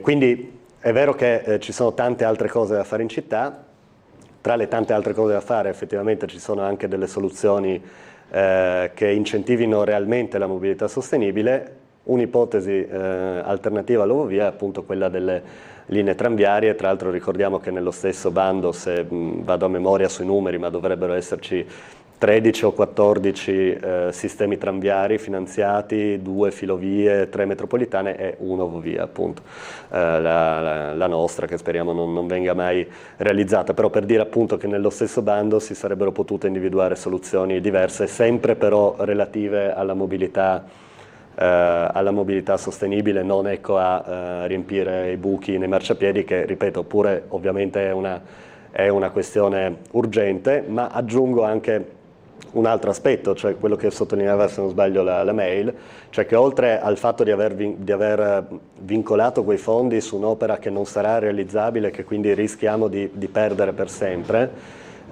in questi anni una buona parte degli uffici dei lavori pubblici del Comune di Trieste sono stati impegnati appunto a produrre una mole di carte, documentazione a sostegno di questa opera inutile, anziché spendere il proprio tempo, che è nostro tempo, perché è pagato ovviamente con soldi pubblici, magari per gestire meglio altre opere pubbliche che, insomma, mi sembra sia sotto gli occhi di tutti, faticano ad andare avanti, no? Opere di vario tipo, dal rifacimento del ponte verde, ponte bianco di Ponte Rosso, al Cubone di San Giovanni, al tram di Opcina, alla galleria che adesso è finita, ma insomma abbiamo visto anche nelle scorse settimane che non è che sia proprio pienamente impermeabile, insomma tutta una serie di problemi, che la piscina terapeutica, insomma tante altre opere che effettivamente avevano una certa urgenza. Quindi nel conto finale, quando faremo il conto finale di quest'opera che non si realizzerà, dovremo sommare ai soldi che sono stati anticipati dal Comune e che non ci verranno restituiti per i vari passaggi di progettazione, penso per esempio alle favolose stazioni di Fuxas, dovremo sommare anche tutto il tempo, quello che si chiama tempo persona, tempo uomo nei progetti europei, che è stato destinato appunto per provare a difendere quest'opera e che invece poteva essere utilizzato in altro modo. Sentiamo una telefonata, buongiorno. Pronto? Sì. Pronto, buongiorno. Sono Roberto, solo due richieste velocissime. Se è vero che lo stabile in cui adesso c'è l'artistica 81, praticamente che sarebbe del comune di Trieste, in pratica viene assegnato all'artistica 81, da quando è stato assegnato, a un prezzo di solo 190 euro all'anno. Questo è vero, perché se l'esercizio è del comune, quindi è di tutti noi. Si può appurare se è vera questa notizia? Grazie. Grazie, c'è un canone in pratica di locazione? Cioè, di quello si parlava? Sì, penso di sì, c'è un canone, ovviamente c'è un canone di locazione, non ho contezza di quanto sia e se sia in linea con quello di altre società simili che gestiscono appunto palestre e spazi del comune, mi informerò in merito. Sì, non ho il dato aggiornato, insomma, chiedo scusa anch'io, ma ci sarà sicuramente un contratto e un importo, non so se corrisponde. No, ricordo, ecco, su questo invece cosa della quale sono sicuro, che il contratto di concessione prevederebbe l'utilizzo da parte delle scuole negli orari scolastici della struttura di via Vespucci e mi risulta, spero di essere smentito, ma mi risulta che in realtà lo spazio non sia mai stato a disposizione, che le scuole dell'area, in particolare la Duca d'Aosta, ma anche potenzialmente le scuole con lingua di insegnamento slovena che sono un po' più lontane ma comunque nei pressi, non utilizzino lo spazio per le attività, diciamo per l'educazione fisica, ecco, dei bambini. Altre mail, è paradossale, vengono installati dei bagni pubblici in Piazza Libertà, vengono danneggiati chissà da chi e l'ospite si lamenta che siano stati tolti, ma si doveva controllarli affinché non venissero danneggiati? Chiedo, spendiamo soldi pubblici per ripristinare lo scempio fatto attorno alla statua di Piazza Libertà, quella di Sissi, mettiamo con soldi pubblici per quelli che bivaccano in Piazza Libertà e poi vengono danneggiati, siamo alla barzelletta. Questi personaggi non hanno la cultura dei servizi pubblici, non hanno rispetto per i beni pubblici, scrive Patrizia. Ma la signora assume che le persone alle quali era destinato prevalentemente quell'intervento, insomma, quindi chi frequenta Piazza Libertà, siano le stesse che hanno danneggiato i bagni. A me sembrerebbe un paradosso, no? Demenziale, ecco. Poi è chiaro che se venisse appurato che si tratta effettivamente di una situazione del genere sarebbe grave, ma io penso invece che siano stati danneggiati quei bagni non da chi li utilizzava e che quindi il fatto che siano stati tolti perché danneggiati senza invece ripristinarli e magari controllare meglio l'area per prevenire ulteriori danneggiamenti sia stato un danno innanzitutto per chi appunto per chi era utente di quei bagni pubblici, quindi non vedo niente di assurdo nel chiedere che vengano ripristinati, altrimenti ovviamente come dire, si ripeteranno quelle situazioni che erano ben note prima dell'installazione dei bagni, quindi il fatto che le persone facessero i propri bisogni in giro per la piazza, cosa che non è legata alla cultura delle persone, perché anche penso la signora Patrizio e il sottoscritto, se fossero costrette da un sistema che non garantisce l'accoglienza che sarebbe loro diritto per legge a bivaccare in piazza Libertà, e se non avessimo noi delle strutture per poter fare i nostri bisogni in maniera, come dire, civile, evidentemente da qualche parte dovremmo farli, ecco. Quindi non credo che sia una questione di cultura diversa, credo che semplicemente sia una questione di servizi che ci sono o non ci sono, purtroppo ci sono stati solo per un brevissimo periodo e noi continueremo a chiedere che vengano ripristinati. Una mail dice: mi scusi la terza, lei ha sempre quel volto triste, perché non ci fa un sorriso qualche volta? Vabbè, eccomi. Eccomi qua. Va bene, abbiamo una telefonata. No, sono serio perché ci tengo alle cose che dico, no, ecco, però insomma, ogni tanto assicuro chi ha scritto la mail che magari in altri contesti sono più incline alla risata, ecco, diciamo. Sentiamo una telefonata, buongiorno.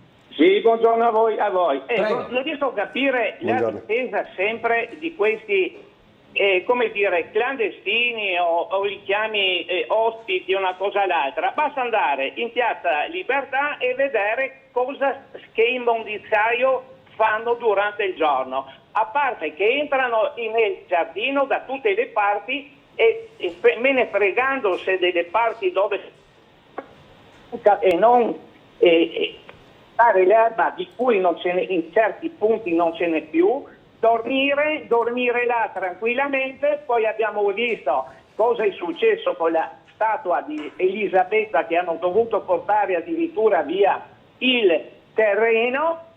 Abbiamo visto cosa è successo su a Camposacro, che hanno spaccato tutti diremo i lavandini e adesso si sta spendendo fior di soldoni per rifare tutta la struttura per poterli nuovamente ospitare, e andiamo avanti a difenderli. Io passo sovente per piazza, perché vado ogni giorno in città, passo là, vedo gente dormire, sporcare. L'altra settimana c'erano 11 persone che mangiavano, sono tornato, hanno lasciato tutte le immondizie là. È inutile difenderli, sono animali, ma non animali. Ma come si permette? Ma come si permette? Sono delle persone e nessuno le difende a prescindere. Io provo semplicemente ad usare la logica. Secondo lei, se avessero un luogo dove dormire, dormirebbero per strada? Cioè, questo è il punto, non è che dobbiamo fare tanti giri di parole e non dobbiamo neanche permetterci, secondo me, di offendere gratuitamente delle persone definendole animali, perché sono degli esseri umani come noi, e come noi ci sono persone come dire, che si comportano bene, persone che si comportano male, e va definito caso per caso se le persone si comportano bene o male, e soprattutto bisognerebbe capire anche il perché di certi comportamenti, perché un conto è danneggiare dei beni pubblici, che è una cosa inaccettabile sempre e che va punita, perché giustamente ci sono le leggi che permettono di punire determinati comportamenti. Un conto è dire che persone mangiano o dormono per strada e bisognerebbe andare a vedere il perché, e il perché è che non ci sono strutture adeguate per la loro accoglienza in città, motivo per cui continueremo ad insistere anche per l'apertura dell'ex mercato della stazione di Via Gioia, perché quella è la soluzione che permetterebbe appunto di risolvere un problema che c'è, ma che viene alimentato in maniera artificiale da chi attualmente governa su tutti i livelli, perché è comodo, perché fa comodo dal punto di vista elettorale, perché permette appunto di continuare ad ascoltare poi chiamate del genere in trasmissione. Le leggo un'altra mail che dice, sempre a riguardo dell'ex Pavana: dove andranno i ragazzi del centro estivo durante i lavori per il parcheggio sotto il Pitteri? Chiede Gabriella. Questa è una domanda da girare a chi appunto si ostina a portare avanti questo progetto, che ha un impatto molto negativo su Rione, sia nella fase di realizzazione ma anche poi a regime, perché ripeto, tra i vari danni che porterebbe questo nuovo parcheggio sotterraneo c'è anche l'abbattimento di tutti gli alberi del cortile del Pitteri. Chi lo conosce, chi l'ha frequentato sa che soprattutto nei mesi estivi la presenza di quegli alberi, ce n'è anche uno che credo sia secolare, ma insomma non vorrei spingermi troppo nella valutazione, però sicuramente molto grande, dà un'ombreggiatura all'area che è molto importante, anche insomma un rinfrescamento all'area. Chiaramente senza alberi diventerebbe una spianata di asfalto.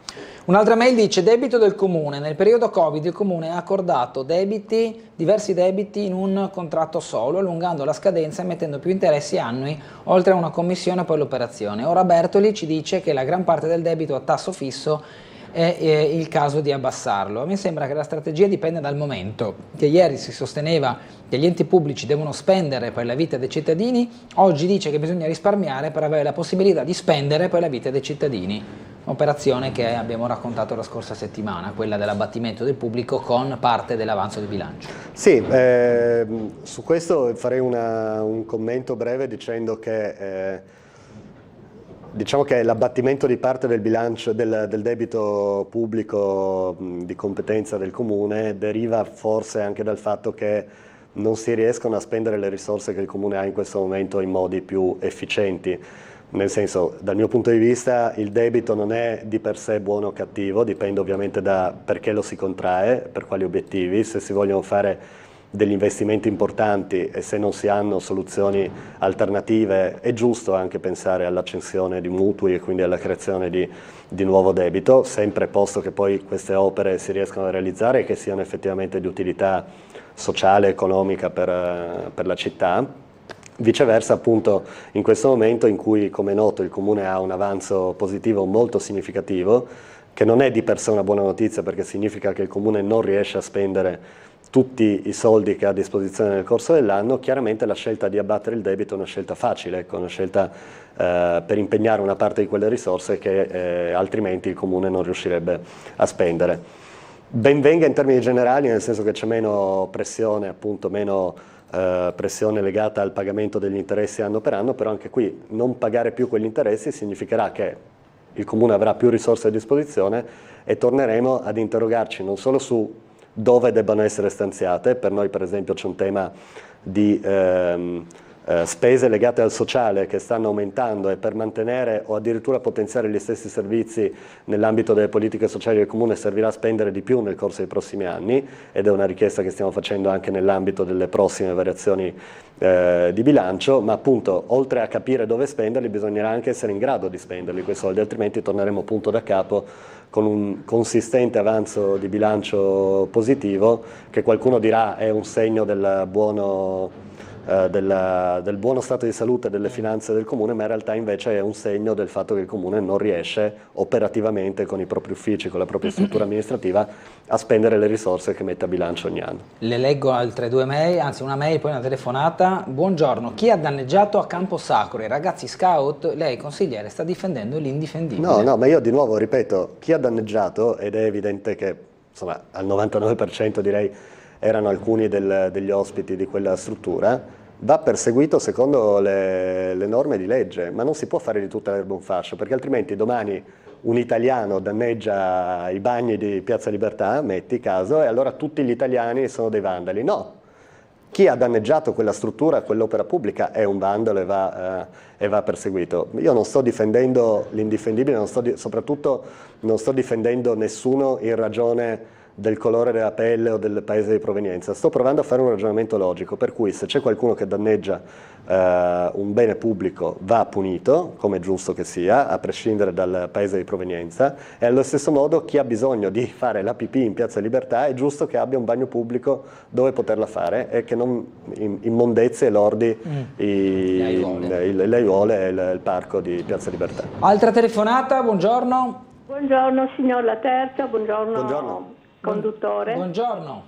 Allora, io volevo dire solo una cosa e mi trema la voce mentre lo dico, sono sincera. Questi danni vengono ampiamente ripagati dal lavoro che fanno nei campi quella gente che muore, che viene lasciata lì come un animale e sinceramente peggio di un animale, addirittura con un braccio in una cassetta e io sinceramente mi vergogno. A volte mi vergogno di essere parte del genere umano quando sento certe frasi, certe telefonate. Allora, quelli non sono clandestini, quelli fanno comodo, quelli fanno guadagnare, quelli muoiono, vengono qui a lavorare a 3 euro all'ora, 2, 4, in nero, sono invisibili, non hanno niente nella vita, quelli vanno bene? Quelli non gravano sul bilancio dello Stato? E quindi, guardi, questi piccoli danni che sono cretinate, perché anche rompere un bagno non ci vuole tanto per ripararlo, no? ecco, sono ampiamente ripagati dalla cattiveria umana che hanno i nostri concittadini, che sono italiani, ricordiamocelo bene. Poi ho visto lo schifo di commenti di certe persone del governo, uno addirittura ha postato che c'è un caporalato indiano così, ma cosa vuol dire sta roba qua, che c'è un caporalato indiano? Quello è anche deplorevole. Anche gli istriani esuli quando venivano a Trieste, anche fra di loro c'era una povera gente sfrattata, sfollata, scusate, e c'erano quelli che facevano il caporalato. Cosa significa questo? Vogliamo mettere in evidenza le schifezze dell'umanità? Ecco, io ringrazio questa gente che lavora nelle campagne e spero veramente che ci sia una rivolta, naturalmente civile, senza violenze, ma che ci sia questa rivolta, ma anche nelle coscienze dei nostri amministratori, di destra, di sinistra, di tutte perché non c'entra qui destra e sinistra, è questione di umanità, è questione di coscienza. Le chiese dovrebbero svuotarsi perché c'è poca gente degna di farsi il segno della croce. Ecco, grazie alla terza perché lo stimo molto e vi auguro una buona giornata. Grazie a lei signora, buona giornata. No, grazie a lei per la chiamata, per aver ricordato la tragica vicenda di Satnam Singh, questo lavoratore morto sul lavoro, ma io direi ucciso sul lavoro dal suo datore di lavoro, che oltre a farlo lavorare in condizioni indegne lo ha anche abbandonato per strada senza soccorrerlo, con appunto un braccio staccato. Sono cose che fanno orrore solo a dirle, e se dovessi utilizzare lo stesso metro che è stato utilizzato da chi è intervenuto prima dicendo che i clandestini sono tutti irrispettosi eccetera eccetera, allora dovrei dire che tutti gli imprenditori italiani sono dei criminali, se dovessimo usare lo stesso metro di paragone. Invece preferisco valutare caso per caso e dire che in questo caso una persona che peraltro appunto vedevo prima anche era indagata non so se sotto inchiesta o insomma comunque per episodi legati al caporalato, persone del genere non sono degne del termine imprenditore e dovrebbero essere perseguite adeguatamente dalla legge. Ma questo è il punto, utilizzare la logica e anche l'umanità ovviamente come metro di analisi di quello che succede nel mondo, senza cedere a facili generalizzazioni, perché altrimenti appunto si finisce per incentivare e agevolare anche situazioni del genere, situazioni di illegalità nelle quali chi è un criminale appunto ha la possibilità di sfruttare e addirittura portare alla morte persone che assolutamente evidentemente meriterebbero ben altro trattamento. Una mail dice: concordo pienamente con la signora che è intervenuta ora, buona giornata Patrizia. Ci scrive giusto in questo momento per valorare la telefonata che abbiamo sentito. Abbiamo un minuto. Quando i proprietari di cani saranno obbligati a portarsi dietro una bottiglietta d'acqua per pulire quello che i loro cani sporcano, che differenza fa con l'urina dei cani e quella delle persone? Punto di domanda.